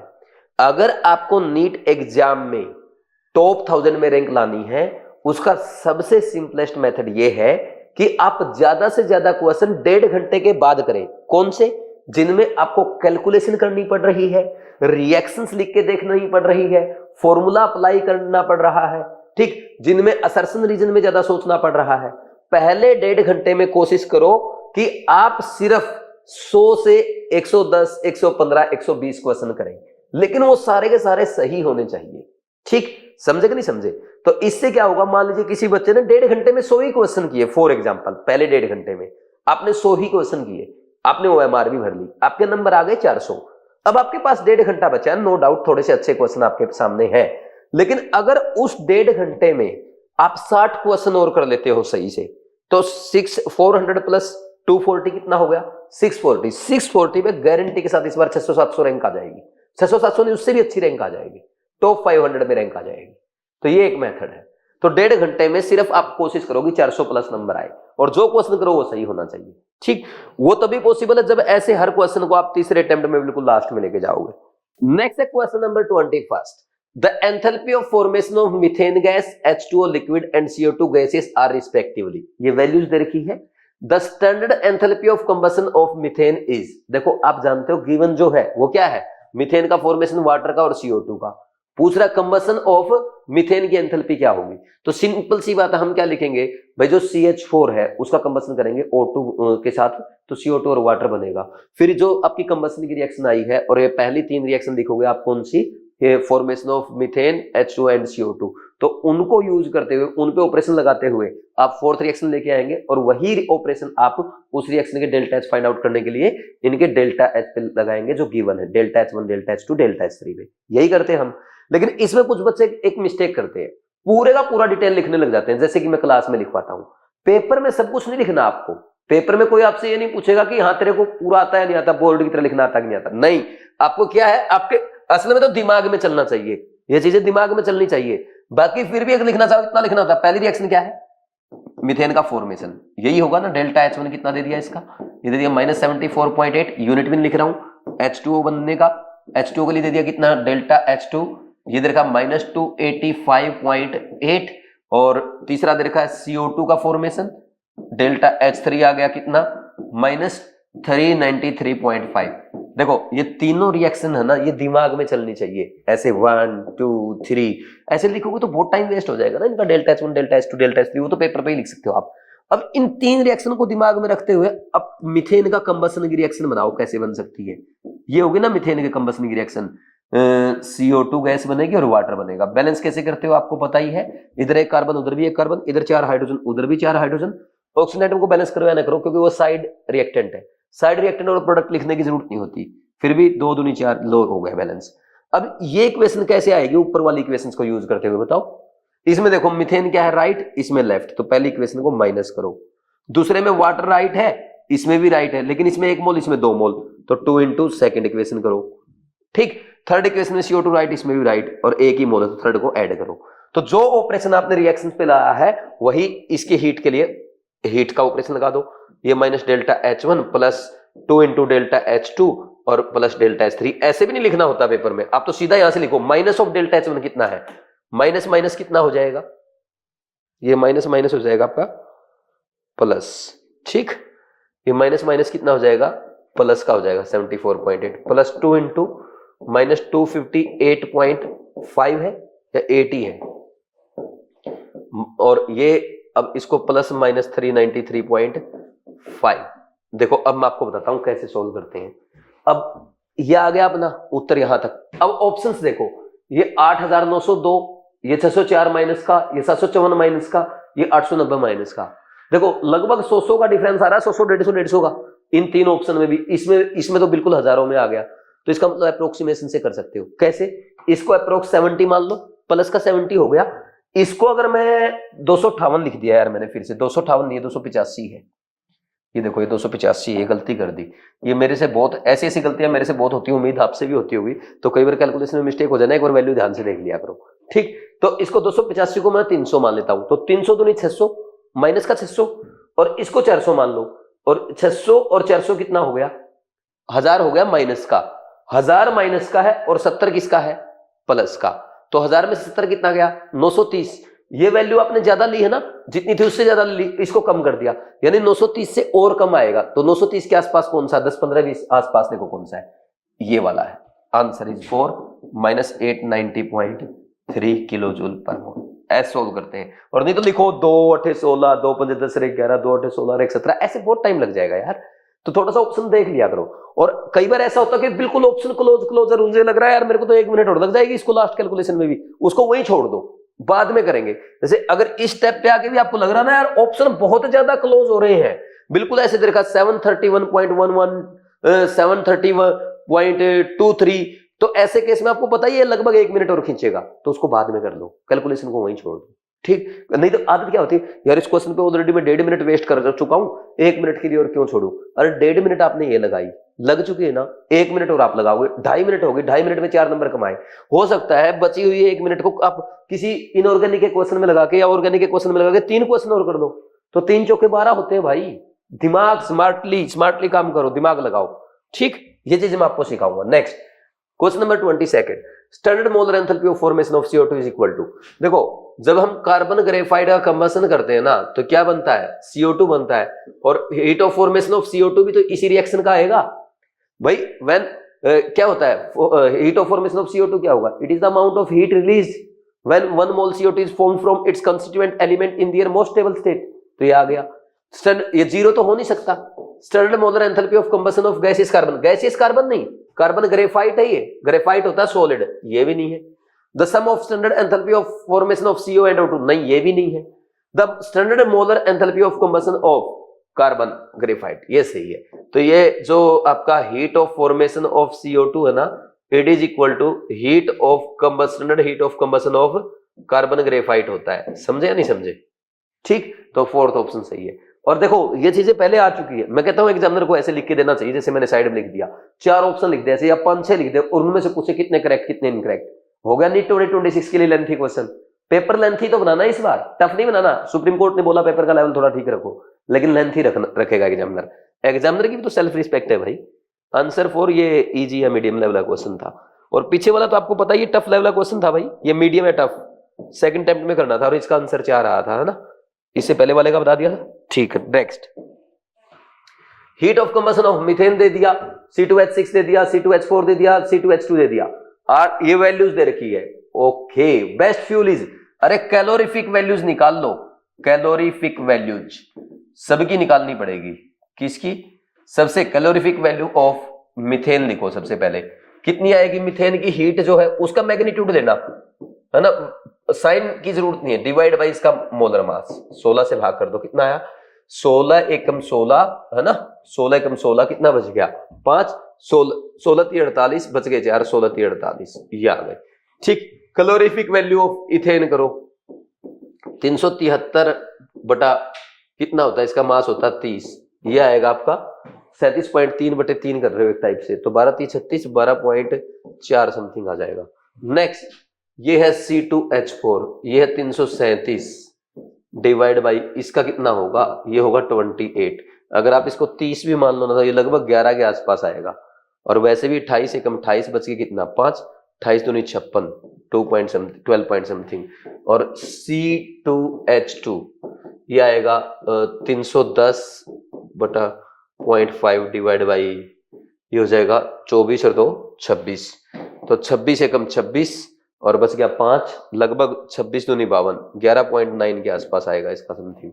तो सबसे बेस्ट फ्यूल कौन सा है जिसका सबसे ज्यादा calorific value? Answer is 1।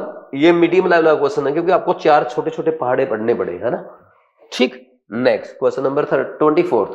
Consider the born-Haber cycle for the formation of an ionic compound given below and identify the compound Z formed.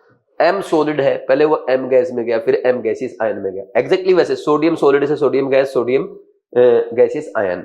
ये हाफ X2 X गैसियस में गया, X माइनस में गया गैसियस, तो ये हाफ Cl2 Cl गैसियस में गया, Cl minus में गया, तो क्या बनेगा NaCl। तो सिमिलरली यहां पे बनता है MX सॉलिड। आंसर कौन सा आ गया? MX solid. ठीक, ये इसने ना सही, ये देखो ये ना ये, हाँ ठीक है यही बनेगा। ठीक है, इसमें M माइनस X माइनस लिख रखा है, इसमें M प्लस X माइनस तो ठीक है लेकिन गैसियस लिख दिया, इसमें ओनली MX लिख रखा है, तो आंसर कौन सा आया? 3।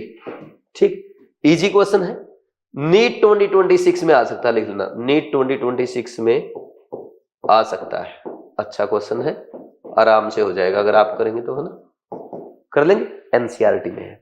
इसके बाद question number 25th, enthalpy of neutralisation of HCl with NaOH is X। ये बोल रहा है कि HCl प्लस NaOH को अगर न्यूट्रलाइज करते हो उसके लिए जो एनर्जी आ रही है that is delta H is equal to X। ठीक है, the heat evolved when 500 ml to normal HCl is mixed with 250 ml। ये जो आती है ना, ये किलो जूल या किलो कैलोरी या जो भी आएगी, किलो कैलोरी पर इक्विवेलेंट आती है ये। अब पता क्या बोल रहा है, HCl का कितना ले लो 500 ml और 2 नॉर्मल, और इसका कितना बोल रहा है 250 ml और 4 नॉर्मल। भाई इसके नंबर ऑफ इक्विवेलेंट बताना, 500 गुना 2 सॉरी 0.5 गुना 2 लीटर में लेंगे ना, तो ये 1 सेकंड, इसको नॉर्मलिटी इंटू वॉल्यूम करते हैं ना, 2 इंटू 0.5, तो ये 1 इक्विवेलेंट आया। इसका नंबर ऑफ इक्विवेलेंट कितना आया 4 इंटू 0.25, इसका भी 1 इक्विवेलेंट आया। अरे दोनों का एक एक इक्विवेलेंट रिएक्ट करेगा तो कितनी हीट रिलीज करेगा, वही जो पर इक्विवेलेंट आ रही है, तो इसमें भी X रिलीज होगी। Answer is 3। Answer is 3। Easy question है, इस पैटर्न क्वेश्चन भी एग्जाम में आ सकता है आपके। ठीक, नेक्स्ट 25 के बाद 26th question, heat of neutralisation of NaOH and HCl is 57.3 kilojoule per mole. The heat of formation of water will be, देखो NaOH और HCl को जब हम मिलाते हैं तो बनता है NaCl प्लस वाटर। ठीक, अगर इस रिएक्शन को आप सही से लिखो, ये ऐसे लिखी जा सकती है, ये H प्लस और Cl माइनस, ये NaCl प्लस, सॉरी NaCl भी क्या है, देखो जो स्ट्रॉन्ग इलेक्ट्रोलाइट है, NaOH स्ट्रॉन्ग बेस है वो आयनाइज फॉर्म में रहेगा, HCl स्ट्रॉन्ग एसिड है वो आयनाइज फॉर्म में रहेगा, NaCl सोल्ट है ये आयनाइज फॉर्म में रहेगा, और वाटर वीक इलेक्ट्रोलाइट है वो डिसोसिएटेड फॉर्म में नहीं रहेगा। तो इसका डेल्टा H देखा -57.3 किलोजूल पर मोल। ठीक, तो इसका भी तो इतना ही आएगा, delta H equal to -57.3 kilojoule per mole. अब देखो Na प्लस और Cl माइनस कैंसिल हो जाएंगे दोनों साइड, बचा क्या OH minus plus H plus is converting into water. तो इसके लिए तो ये डेल्टा H कितना आ रहा है -57.3 किलोजूल पर मोल आ रहा है कि नहीं आ रहा। अब इस रिएक्शन को अगर मैं रिवर्स कर दूं, H2O will convert into OH minus plus H plus, तो डेल्टा H क्या हो जाएगा, रिवर्स हो जाएगा साइन, 57.3 किलोजूल पर मोल पॉजिटिव आ जाएगा। कौन से ऑप्शन में आ रहा है पॉजिटिव, कौन से ऑप्शन, ये रहा आंसर 3। यही तो पूछा था उसने। अरे ये 1 2 3 ये तो एक ही बात है, मैंने बस आपको लिख के दिखाया, कैंसिल हो जाएंगे, तो आपको गिवन ये था एक टाइप से, और मैंने क्लास में भी बता रखा है ना। ठीक, और इसका उल्टा ही तो करना था, आयनाइजेशन ऑफ वाटर। ठीक, तो आंसर 3, ये इजी क्वेश्चन था वैसे, लेकिन मैंने पूरा समझाया इसलिए टाइम लगा, आपको थोड़ा टाइम लगेगा, क्लास में भी तो करवा चुका हूं। ठीक, नेक्स्ट क्वेश्चन नंबर 27। अब ये 3 रिएक्शन दे रखी है और इनसे बोल रहा है heat of formation of CH2 बताओ। तो आप पता क्या करोगे, कार्बन ग्रेफाइट यानी कार्बन सॉलिड लिख रखा, तो उसने सॉलिड लिख लो, उससे कोई फर्क नहीं पड़ता वैसे, प्लस सल्फर। अब इसने S8 लिख रखा, S सॉलिड लिख देता, कोई बात नहीं, तो आप यहाँ पे 2 सल्फर लिख देना, तो CH2 बन गया आपका लिक्विड, ये बन गया। अब ये इक्वेशन लेके आनी है 1 2 3 इनका यूज करते हुए। तो बताओ कैसे? कार्बन सॉलिड लेफ्ट में है, उसमें भी लेफ्ट में, तो 1 को एज इट इज रखना। सल्फर सॉलिड राइट लेफ्ट में, इसमें भी लेफ्ट में, लेकिन यहां पे 2 मोल है तो सेकंड इक्वेशन को 2 से मल्टीप्लाई करके ऐड करना। और थर्ड में CH2 इसमें लेफ्ट में, इसमें राइट में, 1 1 मोल है तो उसको रिवर्स कर दो। ठीक, तो डेल्टा H क्या आ जाएगा इसका? Delta H1 plus 2 into delta H2 minus delta H3 आ जाएगा। कितना है? -395 है, प्लस 2 इंटू माइनस 295 है, प्लस माइनस ऑफ 110 है, माइनस 110 है। तो ये कितना हो गया? ये अगर आप देखो, ये आपका 295 को 2 से मल्टीप्लाई करो, ये अगर 300 होता तो ये 600 होता है, 590 हो गया। अब 590 में 395 जोड़ दो तो 5 और 9 9 18 और 5 3 8 1 9 माइनस का 985 और ये कितना? प्लस का 110। तो ये कितना आ गया? कितना आएगा? एक सेकंड, कोई गलती कर दी क्या? गलती तो नहीं की है। ठीक, अच्छा 1110 है ये, सॉरी इसलिए नहीं आ रहा, ये 1110 है भाई। तो ये प्लस का 1110 है, तो 110 तो वो हो गया और 15 ये, तो कितना हो जाएगा? ये 125 हो जाएगा। 125 तो होगा ना ऑप्शन में, 125 किलो जूल पर मोल पॉजिटिव आएगा। ठीक, ये लिख लो, आंसर इज 1, आंसर इज 1। ये आपका कम से कम सेकंड अटेम्प्ट का क्वेश्चन है, कर देंगे। इसमें कुछ लिखना लिख लो, तब तक मैं मेरा कुछ गिर गया पेन का, वो ढूंढ रहा हूं, लिखो जब तक आप। नेक्स्ट है इसके बाद question number 28। The heat of combustion of C2H4, C2H6 and H2 are given. The heat of hydrogenation of ethane पूछी है। अरे बहुत आसान है कंबशन, ये रिएक्शन आपके दिमाग में ऐसे चलनी चाहिए। C2H4 की, फिर दे रखी C2H6 की, और दे रखा है H2 की। हीट ऑफ कंबशन दे रखी, सॉरी इस बार, ओके सॉरी कंबशन कैसे होगा? कंबशन आप ऐसे लिखोगे, C2H4 का कंबशन हुआ, C2H6 का कंबशन हुआ O2 की प्रेजेंस में, और H2 का कंबशन हुआ। ठीक, या तो पूरी रिएक्शन लिखो भाई, नहीं तो पूरा क्यों लिखना है बार बार? अब ऐसे आप रिएक्शन लिख के क्या हो जाएगा? O2 gas is converting into 2CO2 gas plus 2 water molecule, है ना? इससे क्या हो जाएगा ये लिख के? अब बैलेंस करो, 2 2 4 2 6 3 O2, फिर इसको लिखो 2, इसमें भी 2 CO2 गैस बनेगा प्लस 3 H2O वाटर मॉलिक्यूल बनेगा, और इसमें लिखोगे 2 4 2 2 4 3 7 7/2 O2, है ना? इसका क्या फायदा है? Plus half O2 gas into ये H2O लिक्विड बनेगा। अब इनको नहीं भी लिखोगे तब भी कोई फर्क नहीं पड़ेगा, बस ये वैल्यू दे रखी, delta H1 minus 1409.5 kilo joule per mole, delta H2 दे दिया minus 1558.3 kilo joule per mole, delta H equal to 3 minus 285.6 kilo joule per mole. पूछा क्या? हाइड्रोजनेशन ऑफ इथेन, यानी C2H4 इथेन का हाइड्रोजनेशन ऑफ इथेन लिख रखा है इसने, E आएगा, है ना? H2 is converting into C2H6। ये रिएक्शन पूछ रहा है, तुम्हें जरूरत ही नहीं है, CO2 और वाटर अपने आप कैंसिल हो जाएंगे, वो भले ही आप घर जाके चेक कर लेना।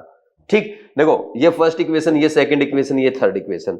तो फर्स्ट इक्वेशन C2H4 लेफ्ट और H2 भी लेफ्ट, तो फर्स्ट और थर्ड तो ऐड होगा, इसमें C2H6 राइट, इसमें लेफ्ट, तो ये रिवर्स यानी सेकंड माइनस होगा, 1 माइनस 2 प्लस 3, तो डेल्टा H भी तो ये आ जाएगा, delta H1 minus delta H2 plus delta H3। एक बार थोड़ा सा ऑप्शन पे ध्यान देना, अगर आप यहां पे लिख भी दो माइनस 1490 नहीं यार 1409 क्या हो रहा, आज मैं आगे पीछे लिखे जा रहा हूं, माइनस ऑफ 1558.3 और प्लस माइनस 285। सबसे पहले तो इन दोनों को करो, देखो ये 1409 है और ये 1558 है, तो इसको 1400 लिख लो, इसको 1550 लिख लो, ये प्लस का ये माइनस का, तो 150 बच गया। 150 में वो 285 माइनस का है, तो माइनस में आंसर आएगा, और कितना? 135 के आसपास। कौन सा आंसर? माइनस 135, ये रहा, माइनस 136.8 किलो जूल पर मोल। ठीक, ये भी आपका आंसर आ गया इसका पहला, और ये भी सेकंड या थर्ड अटेम्प्ट का क्वेश्चन है, चाहे कितनी अच्छी कैलकुलेशन करो, आपकी पहले अटेम्प्ट में करने नहीं ऐसे क्वेश्चन। ठीक, ये होगा 28। नेक्स्ट 29th क्वेश्चन, ये देखो enthalpy of formation of H2SO4 देखा, ये 4 रिएक्शन दे रखी है भाई। H2SO4 का फॉर्मेशन लिखो तो सही आप, H2 गैस है उसमें, और क्या है? सल्फर है, और क्या है? O2 है, ये H2SO4 बनाएगा, कैसे? H2SO4 बना दिया, यहां पे 2 ऑक्सीजन एटम लेने पड़ेंगे। अब इन इक्वेशन को यूज करते हुए ये लेके आओ, कैसे ला सकते हो आप बताओ? इन इक्वेशन को यूज करते हुए first, second, third, fourth. First में सल्फर लेफ्ट और फोर्थ में H2 लेफ्ट, तो ये दोनों लेफ्ट है, तो इन दोनों को तो ऐड करोगे, फर्स्ट ऐड होगी और फोर्थ ऐड होगी, कोई डाउट ही नहीं है। तो सर सेकंड और थर्ड का क्या करें? देखो अब O2 नहीं आया, अब ये मत सोचना O2 अपने आप आ जाएगा कहीं से, तो इन इक्वेशन का भी यूज करना पड़ेगा, तब कहीं ना कहीं से O2 आएगा। जैसे पहली ऐड की और ये दूसरी चौथी ऐड की, तो इसका एक O2 इसका एक O2, ये तो आपका कितना हुआ? 1.5 O2 हुआ, लेकिन आपको 2 O2 चाहिए। अब देखो इनमें से ना, अब H2SO4 थर्ड में क्या है? राइट है, तो इसको राइट ही रखो, तो थर्ड भी ऐड हो गई। ठीक, थर्ड अगर ऐड होगी तो अब सेकंड का देखो, इसमें SO3 क्या है? लेफ्ट है, इसमें लेफ्ट है, इसमें राइट है, तो सेकंड भी ऐड हो जाएगी, क्योंकि कैंसिल हो जाएगा ना ऐड करते ही ऐसे। समझे कि नहीं समझे? ये डेल्टा H1, ये delta H2, delta H3, delta H4, तो इसका डेल्टा H सिंपल आ गया। ये तो चारों इक्वेशन ऐड हो रही, delta H1 plus delta H2 plus delta H3 plus delta H4, ये हो गया। अब वैल्यूज पुट कर दो, -298.2 प्लस -98.7 प्लस -130.2 -287.3। अब सिंपल सी बात है, इसको सारे माइनस के हैं, ये 300 ये 100, कितना हो गया? 400, ये 130, कितना हो गया? 530, और वो है -287, तो उसमें 287 और जोड़ दो, 530 में कितना हो गया? 70 जोड़ो, एक बार 270 जोड़ दो, ये हो जाएगा 600 और 2 800, 800 से थोड़ा सा ज्यादा, 800 से थोड़ा सा ज्यादा कौन सा रहा है? ये रहा, -814.4 किलो जूल पर मोल आ जाएगा, है ना। Answer is 1। ये भी सेकंड या थर्ड अटेम्प्ट का क्वेश्चन है कम से कम, क्योंकि 1 मिनट लगेगी, कोई भी बच्चा सोल्व करे इसको, है ना। Next question number 30, the enthalpy change at 298 kelvin in the successive breaking of OH bond of HOHR, the bond enthalpy of OH bond is. देखो भाई, आप एक काम कर लो, ये बोल रहा है H2O का, इसको तोड़ा इसने H और OH में, फिर OH को तोड़ा H और O में। एक काम करना पड़ेगा आपको यहाँ पे भाई, हम कैसे लिखे इसको ना, रिवर्स करके लिख देंगे तो क्या हो जाएगा? H2O ये कैंसिल हो जाएगा। एक second, in enthalpy of OH bond पूछ रहा है, ठीक। अगर मैं ऐसे लिख दूं, ये इक्वेशन 1 है और ये 2 है, ये डेल्टा H1 ये डेल्टा H2। आप अगर 1 और 2 को ऐड कर दो, 1 और 2 को ऐड करना तो क्या होगा? OH से OH कैंसिल हो जाएगा, तो H2O gaseous will convert into 2 hydrogen gaseous atom plus oxygen gaseous atom, ठीक। तो ये डेल्टा H जो आएगा, this is delta H1 plus delta H2, तो ये कितना आया? 498 प्लस 428, ये हो जाएगा 8 8 16, 9 2 11 1 12, 4 4 8 1 9, 926 किलो जूल पर मोल। लेकिन ये जो डेल्टा H आया ना, this represent heat of atomisation of water. भाई हीट ऑफ एटोमाइजेशन क्या होती है? Breaking of 1 mole substance into its constituent gaseous atom is called heat of atomisation. ये आया आपका डेल्टा AH, है ना, ऑफ वाटर, ठीक, समझे। अब आपको बताना है bond energy of OH bond. एक बात बताओ, OH में कि OH की कितने बॉन्ड है वाटर में? 2, एक तो ये टूटा एक ये टूटा, तो उसमें टोटल एनर्जी इतनी लगी है, तो ये क्या हो जाएगा?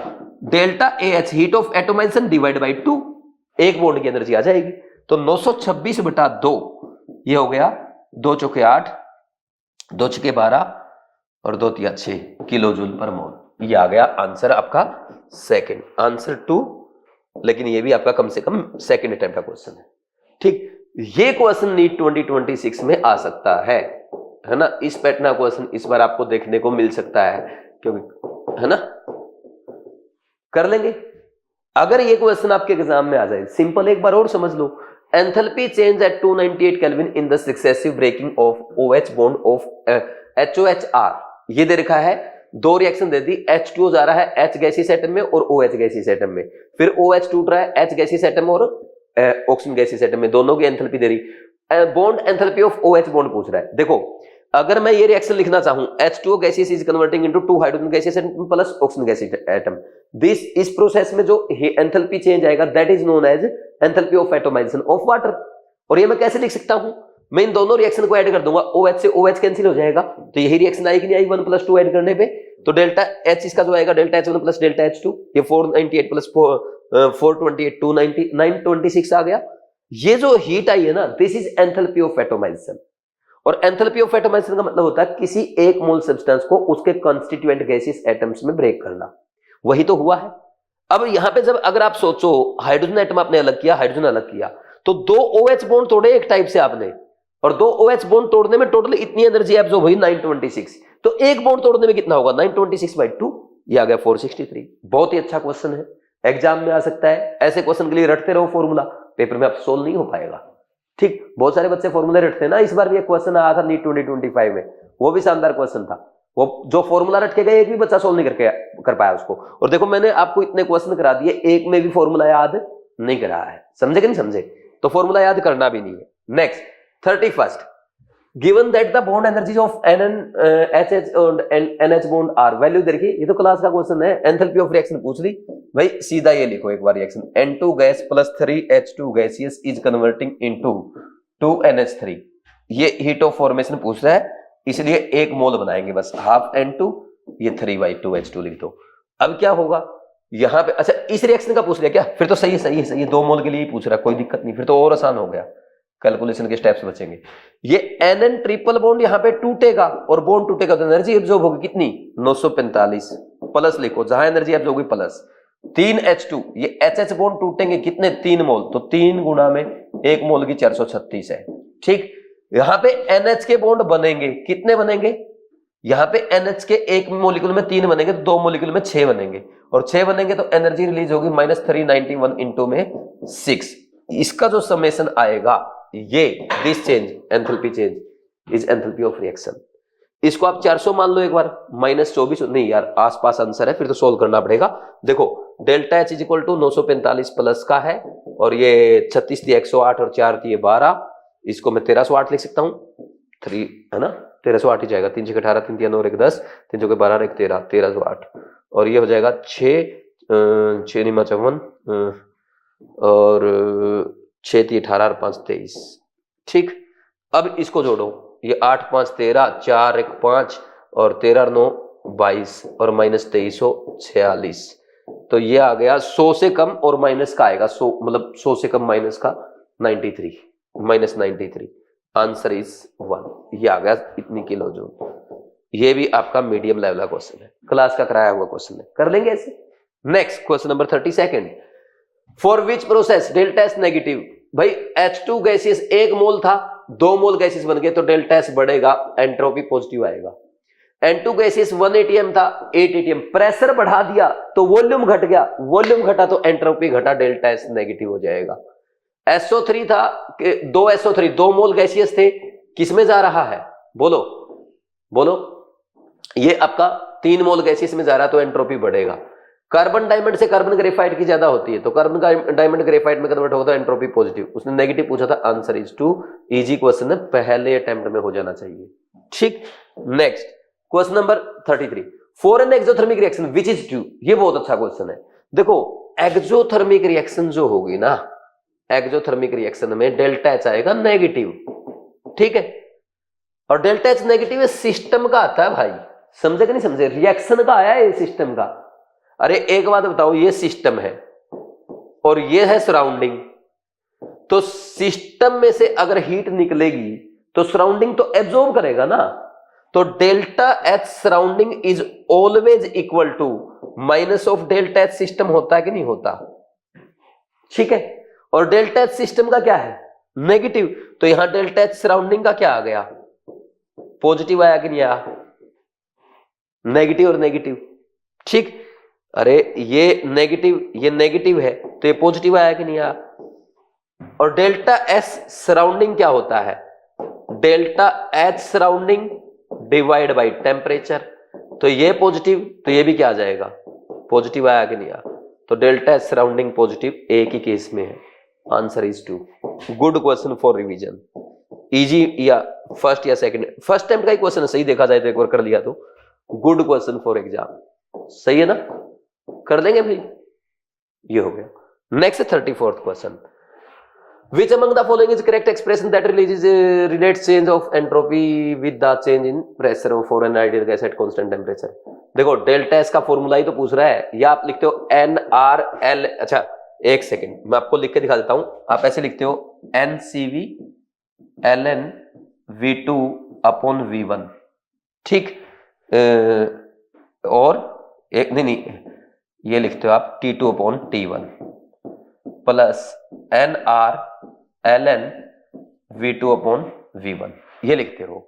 एट कांस्टेंट टेम्परेचर क्या होगा भाई, T1 इक्वल टू T2 हो जाएगा ना, तो T2 बाई T1 1 हो जाएगा, log 1 0 होता है, तो delta S will be equal to क्या, ये 0 NR ln V2 by V1, और at constant temperature P inversely proportional to V होता है, तो आप इसको ये भी लिख सकते हो NR ln P1 upon P2, या आप लिख दो delta S equal 2.303 NR log base 10 हो जाएगा V2 बाई V1, और 2.303 log NR log P1 upon P2 base 10। Answer कौन सा आया? सारे P1 P2 में देखें NRT, T आना ही नहीं चाहिए, गलती, ये कोई केस नहीं है। अब देखो NR ln P1 upon P2, ये भी सही है, ये 2.303 है, लेकिन यहां भी T आ गया, तो ओनली ये सही, ये भी रॉन्ग। आंसर इज 3, है ना, इजी क्वेश्चन था। अगर ये आपको फॉर्मूला याद नहीं रहता, एक बार आप नोट कर लो अपनी मिस्टेक नोटबुक में, ठीक। फिर आगे बढ़ते हैं। नेक्स्ट है फिर question number 35, in which reaction there will be an increase in entropy. भाई वही बात है, आपको पता है कोई अगर सॉलिड से लिक्विड जाता है और लिक्विड से गैस जाता है, तो यहाँ पे एंट्रोपी बढ़ती है ना। कोई सॉल्यूशन में जा रहा है सॉलिड से, तो एंट्रोपी बढ़ेगी। मैंने डेल्टा एच लिख दिया, डेल्टा एस आएगा, ठीक है। और कहीं अगर हम बात करें, जैसे नंबर ऑफ गैसियस मोल्स अगर कहीं बढ़ते हैं, है ना, उसमें भी एंट्रोपी बढ़ती है, तो डेल्टा एस ग्रेटर देन 0 आएगा। अब चेक करो, ये सॉलिड, ये लिक्विड में गया और यहाँ पे H2 गैसेस बना, तो एंट्रोपी बढ़ी ना भाई इसमें। तो नेक्स्ट देखना, ये वाला एक्वस था, सॉल्यूशन में था, सॉल्यूशन से सॉलिड में गया, इसमें एंट्रोपी घटेगी, ठीक। H2 gas, half O2 gas, gaseous थे, लिक्विड में गए, एंट्रोपी घटेगी। ये एक्वस, ये गैसियस, ये एक्वस में जा रहा है, तो गैस से एक्वस में जाएगा तो एंट्रोपी घटेगी, ठीक। तो आंसर इज फर्स्ट, पहला क्वेश्चन आंसर आ जाएगा। ये भी अच्छा क्वेश्चन है, इजी क्वेश्चन है, कर लेंगे भाई। Next question number 36, standard entropies of X2, Y2 and XY3 are दे रखी है। For the reaction to be at the equilibrium the temperature will be. भाई देखो, पहले तो एक काम करो, डेल्टा एस निकालो इस रिएक्शन का, तो डेल्टा एस क्या आएगा, entropy of XY3 minus half into entropy of X2 plus 3/2 entropy of Y2। यहां से डेल्टा एस आएगा। डेल्टा एस कितना होगा, ये X3 कितना दिया उसने एक मोल का, 50 minus half into 60 plus 3/2 into 40, कितना आ जाएगा, ये 30 और फिर ये 60 90, ये माइनस 40 आ गया, है ना, ये डेल्टा एस रिएक्शन का। तो अब पता क्या करना आपको, अब हम लिखेंगे delta G is equal to delta H minus T delta S होता है। At equilibrium delta G is equal to 0 होता है, तो delta H minus T delta S equal to 0, तो delta H is equal to T delta S हो जाएगा, ठीक।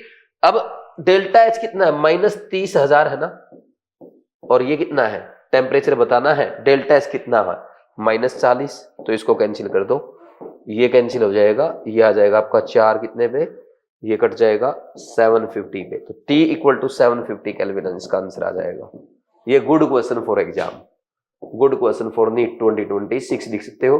इस पैटर्न का क्वेश्चन आपको नीट एग्जाम में देखने को मिल सकता है। तो आंसर क्या आया, 750 kelvin. Answer is 1। Easy calculation थी, तो सेकंड अटेम्प्ट में या थर्ड अटेम्प्ट तक आपकी मर्जी, सेकंड अटेम्प्ट का ही मानो, इसको 1 मिनट में हो जाएगा, क्योंकि बहुत आसान कैलकुलेशन है। Next question number 37, for the reaction at 298 kelvin 2a plus b is converting into c, delta H दे रखा, डेल्टा एस दे रखा है, considering delta H and delta S to be constant over the temperature range being studied, the minimum temperature at which the reaction will be spontaneous. अरे simple सी बात है, reaction spontaneous होने के लिए डेल्टा जी 0 लेस देन 0 होना चाहिए, यानी delta H minus T delta S should be less than 0, या आप बोल सकते हो delta H should be less than T delta S. Values put कर दो, कितना है, ये 400 है, temperature should be greater than, ये कितना इनटू में 0.2। अच्छा 400 गुना 1000 करोगे भाई, यहाँ पे ये क्या करेंगे, 400 गुना में 1000, क्योंकि किलो जूल है ना, 400 गुना में 1000 और ये भी किलो जूल है तो इसको भी गुना में 1000 करो तो हो गया कैंसिल। ठीक, तो temperature should be greater than कितना 400 बटे ये आ गया 0.2 तो ये ऊपर चला जाएगा 10 और ये कितना आएगा 2 दूनी 4 2000 temperature should be greater than 2000 kelvin. कौन से ऑप्शन में मिनिमम कितना होना चाहिए 2000, इससे ज्यादा होगा तभी रिएक्शन क्या होगी स्पॉन्टेनियस होगी। Answer is 4। इजी क्वेश्चन था ये, आप फर्स्ट या सेकंड अटेम्प्ट में कर सकते हो क्योंकि काफी आसान क्वेश्चन है। क्वेश्चन आपका यहां से स्टार्ट होगा है ना, मतलब इतना थोड़ा 1 2 तीसरे स्टेप में आंसर 2 स्टेप का था है ना। Next question number 38, which of the following state reaction is said to be enthalpy driven. Enthalpy driven कौन सी होगी, मतलब एंथैल्पी से कारण कौन सी रिएक्शन स्पॉन्टेनियस हो रही है पूछा है। Endothermic reaction with positive entropy change, देखो एट हाई टेम्परेचर, इसमें बोल रहा है डेल्टा एच पॉजिटिव, ठीक, और डेल्टा एस भी पॉजिटिव, ठीक। तो अगर डेल्टा जी जो है equal to delta H minus T delta S होता है, ठीक, तो अब ये भी पॉजिटिव और ये भी पॉजिटिव, तो अगर टेम्परेचर ज्यादा होगा ये ओवरऑल नेगेटिव हो जाएगी और टेम्परेचर ज्यादा होने की वजह से ये reaction delta G less than 0 होगा और स्पॉन्टेनियस होगी ड्यू टू हाई टेम्परेचर। किसके कारण हुई है, हाई टेम्परेचर के कारण हुई। समझ आ गई नहीं, ये हाई टेम्परेचर के कारण हुई है। तो नेक्स्ट देखो endothermic reaction with negative entropy change, अरे डेल्टा एच पॉजिटिव है और डेल्टा एस नेगेटिव है तो डेल्टा जी ग्रेटर देन 0 आ गया तो नॉन स्पॉन्टेनियस हुई है ना, नॉन स्पॉन्टेनियस हो गई, इसकी तो बात ही नहीं करेंगे।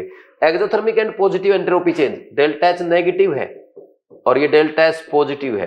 अब देखो ये नेगेटिव और ये पॉजिटिव, तो हो सकता है ये नेगेटिव छोटा हो और ये पॉजिटिव बड़ा हो, तो उसके कारण भी तो वो आपकी रिएक्शन स्पॉन्टेनियस हो सकती है, ठीक।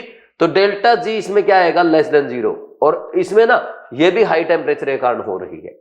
नेक्स्ट ये देखो इसमें डेल्टा एच नेगेटिव है विद डेल्टा एस पॉजिटिव, तो अब अगर आप यहां पे देखोगे ये नेगेटिव और ये क्या है, ये भी नेगेटिव है, सॉरी ये भी नेगेटिव दे रखा है। अब ये नेगेटिव और नेगेटिव क्या हो जाएगा पॉजिटिव, और नेगेटिव नेगेटिव पॉजिटिव हो गया तो लो टेम्परेचर रखना पड़ेगा और लो टेम्परेचर पे क्या होगा, अब इसके कारण तो पॉजिटिव हो गया ना, तो डेल्टा जी जो नेगेटिव आएगा इसका डेल्टा जी नेगेटिव आएगा ड्यू टू डेल्टा एच के नेगेटिव होने की वजह से। So it is enthalpy driven reaction है। समझे कि नहीं समझे, आंसर 4। बोलो कोई डाउट है क्या, सिर्फ ये बहुत जबरदस्त क्वेश्चन है, very very important question, very very important question for NEET 2026 exam. मुझे लगता है क्वेश्चन एज इट इज भी आ सकता है और ऐसा क्वेश्चन आएगा तो बहुत सारे बच्चे सोल्व नहीं कर पाएंगे। समझो ध्यान से, क्वेश्चन में पूछ रहा है इसमें से कौन सी रिएक्शन एंथैल्पी के कारण स्पॉन्टेनियस हो रही है, यानी स्पॉन्टेनियस कौन सी रिएक्शन में एंथैल्पी के कारण डेल्टा जी नेगेटिव हो रहा है। पहली रिएक्शन में देखो एंडोथर्मिक और पॉजिटिव एंट्रोपी दे रखा है, ये भी पॉजिटिव ये भी पॉजिटिव, लेकिन साथ में दे दिया हाई टेम्परेचर। अगर मान लीजिए पॉजिटिव एंडोथर्मिक का बड़ा हो जाए तो डेल्टा जी लेस देन 0 हो जाएगा, लेकिन फिर भी ये डेल्टा जी नेगेटिव आएगा, इसका क्यों, क्योंकि टेम्परेचर हाई दे दिया। तो एंथैल्पी के कारण ये डेल्टा जी नेगेटिव नहीं आया, हाई टेम्परेचर के कारण आया। दूसरा एंडोथर्मिक रिएक्शन है विद नेगेटिव एंट्रोपी चेंज, ये पॉजिटिव और ये नेगेटिव, तो ये तो ओवरऑल डेल्टा जी पॉजिटिव हो जाएगा, तो जिसके कारण ये नॉन स्पॉन्टेनियस, उसकी बात ही नहीं करनी। एक्सोथर्मिक रिएक्शन यानी delta H negative with positive entropy change at high temperature. अब ये ऑलरेडी नेगेटिव है और ये पॉजिटिव है, तो ये नेगेटिव और ये पॉजिटिव, ये हमेशा ही एक्सोथर्मिक होगी, सॉरी ऑलवेज स्पॉन्टेनियस होगी, चाहे आपकी एंट्रोपी कम हो या ज्यादा हो, या आपका डेल्टा एच कम ज्यादा हो, हाई टेम्परेचर हो लो टेम्परेचर हो, ऑलवेज ये क्या आएगी, डेल्टा जी नेगेटिव आएगा, ऑलवेज स्पॉन्टेनियस, इस पे कोई फर्क नहीं पड़ेगा। लेकिन ये रिएक्शन देखो डेल्टा एच नेगेटिव एक्सोथर्मिक है, negative entropy change, delta H भी नेगेटिव और लो टेम्परेचर पे है। अगर टेम्परेचर कम होगा, देखो डेल्टा एस नेगेटिव नेगेटिव क्या हो जाएगा पॉजिटिव, तो ये तो डेल्टा जी को पॉजिटिव कराने की कोशिश कर रहा है। टेम्परेचर आपने कम ले लिया, कम टेम्परेचर इसलिए लिया था कि ये जो डेल्टा एच नेगेटिव है ना, ये डेल्टा जी को नेगेटिव कर दे, तो ये रिएक्शन डेल्टा एच के कारण इसका डेल्टा जी नेगेटिव हो रहा है, so it is spontaneous reaction. अगर ये क्वेश्चन एग्जाम में आता तो इसको बहुत अच्छा क्वेश्चन माना जाएगा, और ये पहले अटेम्प्ट में आपसे नहीं हो पाएगा तो इसको सेकंड अटेम्प्ट में करेंगे। ठीक, ये हो गया आपका question number 38। Next 39, when an ideal gas is allowed to expand adiabatically into an evacuated container which is 0। देखो ध्यान से सुनो, ये भी बहुत अच्छा क्वेश्चन है, good question for NEET 2026 exam. ये भी नीट 2026 में आ सकता है। क्यों? सुनना ध्यान से, थोड़ा सा ध्यान देना। When an ideal gas is allowed to expand adiabatically into evacuated container, which of the following is equal to 0? सबसे पहले आप ये देखो, adiabatically का मतलब होता है Q equal to 0। An evacuated container का मतलब हो गया P इसमें क्या है? प्रेशर 0 है, और प्रेशर 0 तो वर्क डन 0, और Q और वर्क डन 0 है, तो डेल्टा U क्या हो जाएगा?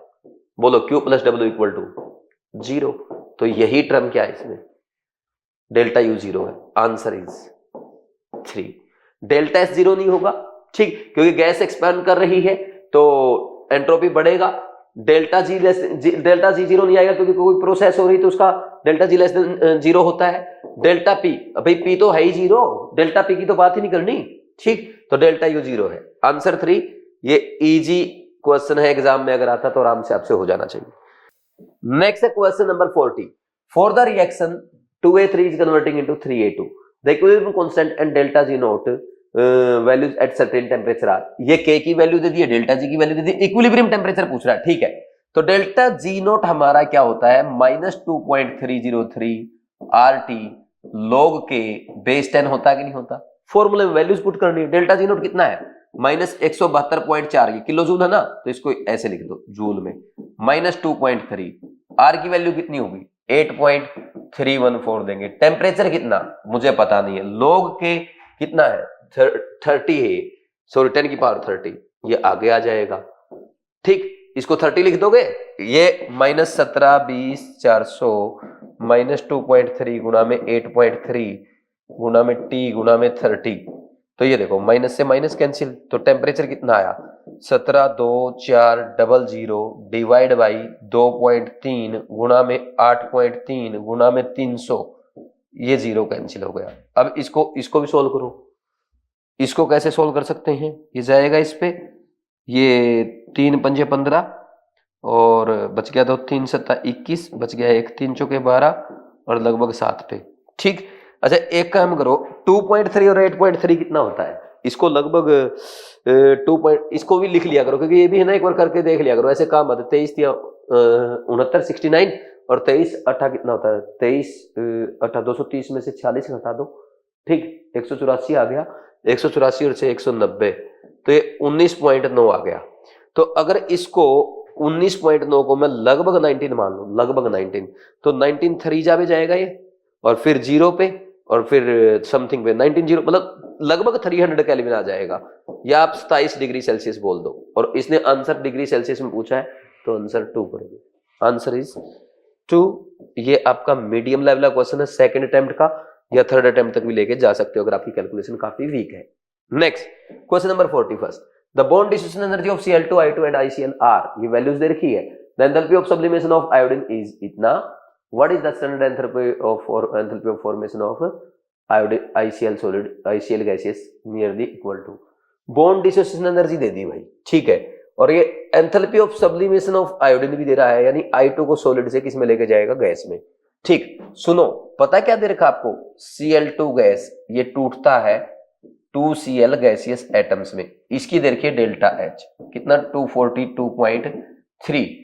I2 गैसियस, सुनना ध्यान से, I2 गैसियस किस में टूट रहा है?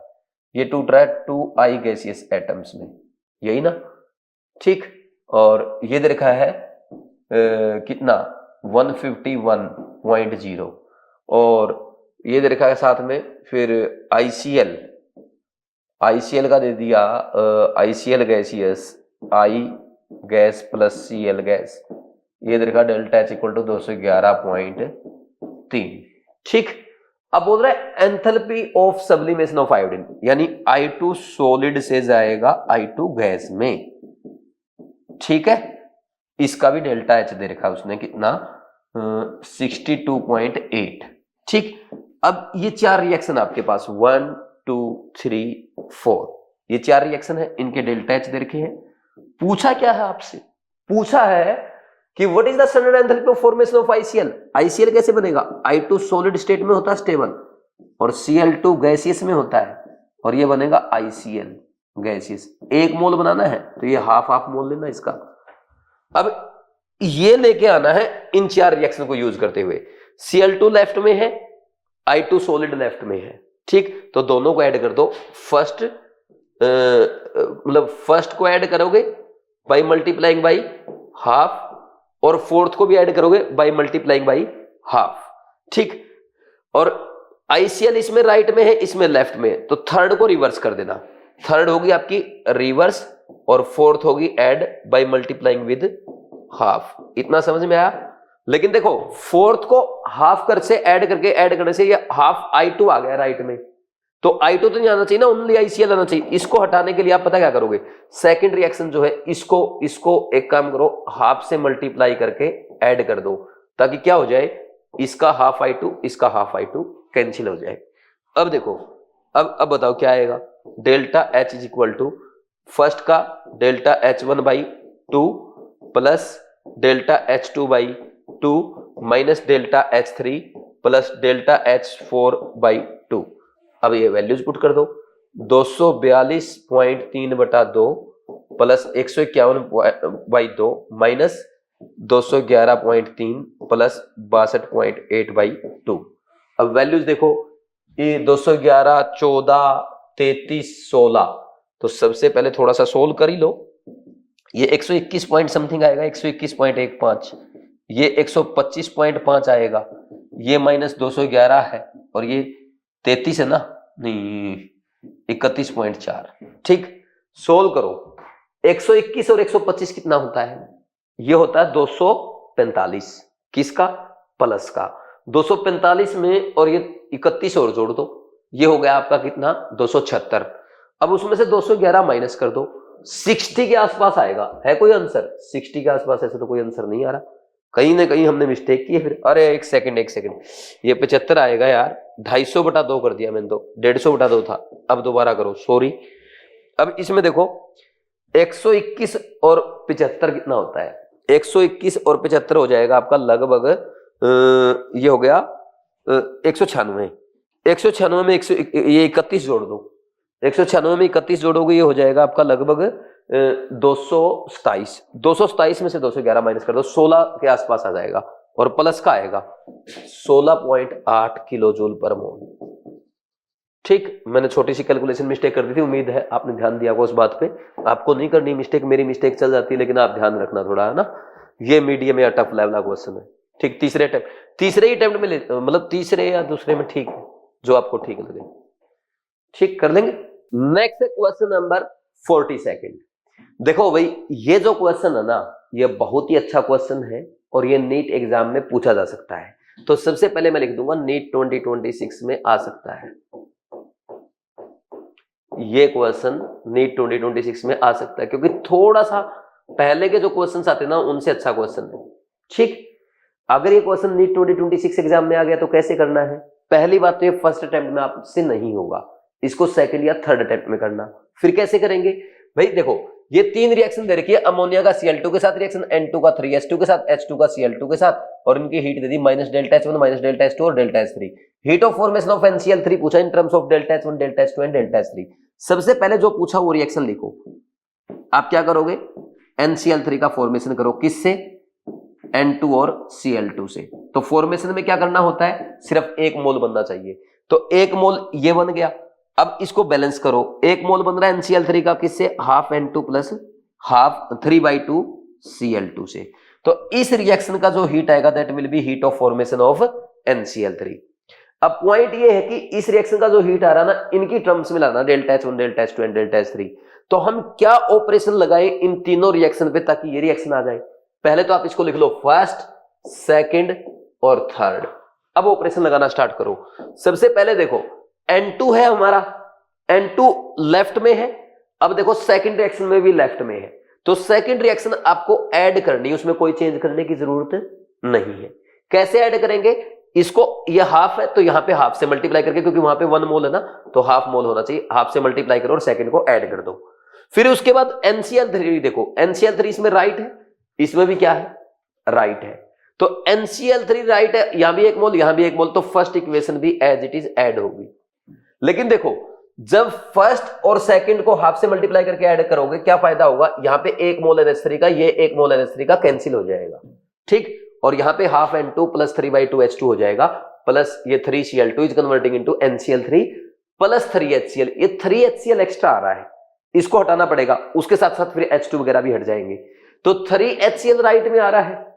अब HCl आपका थर्ड इक्वेशन में है राइट में, तो थर्ड इक्वेशन वाले का रिवर्स करना पड़ेगा ताकि ये लेफ्ट चला जाए और इसके साथ कैंसिल हो जाए। और कैंसिल भी कैसे, इक्वल मोल करके, इसके 3 मोल इसके 2 मोल। अगर इसको मैं 3/2 से मल्टीप्लाई करके रिवर्स कर देता हूं तो इसके 3 मोल हो जाएंगे लेफ्ट में, तो आप इसको ऐसे लिखोगे -3/2 गुणा में 3 और फिर 3HCl से 3HCl कैंसिल, और इसमें राइट में चला जाएगा 3/2H2, इसमें भी 3/2H2 कैंसिल हो जाएगा, और इसमें 3/2Cl2 राइट, इसमें 3Cl2 लेफ्ट, तो इधर क्या बच जाएगा 3/2Cl2 बच जाएगा और ये आ जाएगा। तो डेल्टा H क्या है, ऐसे आ जाएगा आपका डेल्टा H1 माइनस है, वो देखो उसको ऐसे माइनस लिख रखा है उसने, साथ में लिखो उसको, ठीक। और दूसरा plus minus of delta H2, देखो उसने भी माइनस लिख रखा वहां पे। तीसरा क्या है माइनस 3/2 और डेल्टा H3 को उसने एज इट इज लिख रखा, उसके आगे माइनस नहीं लगा, ऐसे लिखेंगे। तो आंसर कौन सा बन जाएगा, पहला बन जाएगा। तो बहुत ही बढ़िया क्वेश्चन था ये, कम से कम आप सेकंड या थर्ड अटेम्प्ट में करेंगे ज्यादा बेटर रहेगा आपके लिए, मीडियम लेवल का क्वेश्चन है।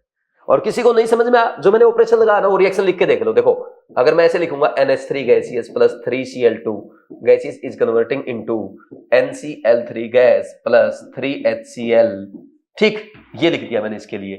और दूसरी इक्वेशन में क्या लिखोगे, दूसरी इक्वेशन को ऐसे लिख दो, ये तो हो गया ना पूरा। अब देख दोबारा बता रहा हूं मैं आपको, ये हाफ N2 गैस है, ठीक, प्लस 3/2H2 गैस है, is converting into ammonia gas है, ठीक। अब ये देखो, और इसको उल्टा करना है 3/2 से मल्टीप्लाई करके, तो 3HCl gaseous is converting into 3/2H2 gas plus 3/2Cl2 gas, ठीक। और इसका देखो, इसका क्या था, इसका माइनस डेल्टा H1 है, इसका माइनस डेल्टा H2/2 हो जाएगा, और इसको रिवर्स कर दिया 3/2 से मल्टीप्लाई करके डेल्टा 3/2H3, ये माइनस का। अब इनको ऐड कर दो तो NH3 से NH3 कैंसिल, HCl से HCl कैंसिल, H2 से H2 कैंसिल, बचेगा क्या, ये बच गया हाफ N2 गैस प्लस 3, ये 3Cl2 उधर 3/2Cl2 3/2Cl2 और ये 2NH3 सॉरी NCl3 बच गया। और इनको ऐड कर दो minus delta H1 minus delta H2/2 और ये आ गया आपका -3/2 डेल्टा H3। यही तो है, या तो ऐसे लिख के करो या जैसे मैं बताता हूं एक स्टेप में वैसे करो, ये ज्यादा आसान मेथड है। इसे थोड़ी सी मेहनत लगती है शुरू में अगर पहली बार बच्चा कर रहा है, लेकिन आसान मेथड है ये, ठीक। नेक्स्ट क्वेश्चन नंबर 43, ये देखो भाई, match the column important for NEET 2026। ये मैच द कॉलम आपके नीट 2026 में आ सकता है, क्योंकि फिजिकल केमिस्ट्री से मुझे लग रहा है कि इस बार एक मैच द कॉलम पक्का आएगा। देखो थर्मोडायनेमिक्स की प्रॉपर्टी देखिए, delta G, delta S, delta H note, delta G note, और यहां पे मैथमेटिकल इक्वेशन देखिए। डेल्टा जी की इक्वेशन कौन सी होती है, आप जानते हो ना डेल्टा जी क्या होता है। देखो डेल्टा जी नोट तो होता है -2.303 RT log के, तो डी तो मैच कर गया आपका सीधा सीधा पी के साथ, ठीक। और डेल्टा जी मैच करेगा -NFE सेल, ये हम पढ़ते हैं ना, मैंने आपको लिखवाया भी था -NFE सेल, तो ए मैच कर गया आपका एस के साथ, ठीक। और फिर इसके बाद डेल्टा एस क्या होता है, ये मैंने थोड़ी देर पहले आपको बताया था, NCV ln T2/T1 plus NR ln V2/V1। अगर n = 1 पुट कर देंगे तो ये आ जाएगा, ये जो R के साथ मैच कर रहा है। फिर डेल्टा H नोट दे रखा है इसने, तो एक ही तो ऑप्शन बचा RT² D ln K/dt। Sir आपको कैसे पता चला, देखो ये वांट ऑफ इक्वेशन का पूरा एक डेरिवेशन होता है, मैं आपको डेरिवेशन नहीं करवा रहा, कोई काम नहीं आएगा, बस आप इसको ऐसे देख लो, D ln K/dt is equal to होता है delta H naught upon RT²। समझ आया कि नहीं आया, ठीक। अगर आप इसका डेरिवेशन करोगे ना, जैसे D ln K है is equal to delta H naught upon R है, और ये 1/T का स्क्वायर इंटू में dt करके ऐसे इंटीग्रेशन कर दो। अब इसका इंटीग्रेशन करोगे ना, ये आएगा आपका -1/T और इधर हो जाएगा ln k equal to delta H naught minus R into T. फिर आपको याद है तो T1 पे T2 K1 हो जाएगा, T2 पे K2 हो जाएगा, ठीक। तो ln k2 अपॉन k1, ये अगर इक्वेशन लगा दोगे यहाँ पे k1 से k2 तक, अगर लिमिट लगा दोगे k1 से k2 तक और यहाँ पे t1 से t2 तक ये लिमिट लगा दोगे, तो ये t1 से t2 तक वही इक्वेशन बन जाएगी जो आप पढ़ते हो ना, log k2 upon k1 is equal to delta H upon 2.303 r into 1 upon t1 minus 1 upon t2, वही इक्वेशन बन जाएगी ये। लेकिन मैं इतना डिटेल में नहीं जाना चाहता, बस आप इसको चाहो तो याद कर लो, है ना। ये वो यहीं से आया जो वान इक्वेशन आप लिखते हो ना, तो ये ध्यान रख लो आप बेशक, D L N K by D T is equal to delta H naught upon R T square होता है, ठीक। और डेल्टा जी नोट क्या है ये आपको पता ही, माइनस 2.303 आर टी और लॉग के, ये आपका सी मैच कर गया था किसके साथ, क्यू के साथ, S R Q P, S अरे ए एस के साथ, ए की ऑप्शन तो है, बस इसी से काम हो गया, ए एस के साथ मैच कर रहे हैं तो सभी को आता है, ये तो आपने कर लिया होगा वैसे सबने ना, इजी क्वेश्चन था, कर लेंगे भाई। Next question number 44, assertion reason है, असर्शन है। अच्छा, असर्शन रीजन में अगर आपको दिक्कत आती है, असर्शन रीजन एक्सप्लेनेशन है या नहीं है, तो उस केस में आप अंदर रीजन पहले कर लिया करो, ठीक। अब देखो इस क्वेश्चन में क्या है, असर्शन है process for which delta H system का ग्रेटर देन 0 है as well as delta H greater than 0 है, passes from the non spontaneous to spontaneous state as the temperature is increased। ये बोल रहा है एक रिएक्शन है delta G equal to delta H minus T delta H है। भाई उसने ना ये भी पॉजिटिव दे दिया और ये भी पॉजिटिव दे दिया, तो वो बोल रहा है कि वो नॉन स्पॉन्टेनियस रिएक्शन थी और नॉन स्पॉन्टेनियस से वो स्पॉन्टेनियस हो गई। तो कब हो सकता है भाई, ये अगर टेम्परेचर बढ़ा दोगे तो ये टर्म जो है ना ये बड़ी हो जाएगी, और छोटा पॉजिटिव माइनस बड़ा पॉजिटिव तो नेगेटिव हो जाएगा, तो ये स्पॉन्टेनियस रिएक्शन हो जाएगी, तो टेम्परेचर बढ़ाना पड़ेगा, ठीक। At higher temperature T delta H exceeds delta H, बिल्कुल सही है। तो ये बोल रहा है passes from non spontaneous to spontaneous as the temperature is increased, बिल्कुल सही बात है, असर्शन सही है।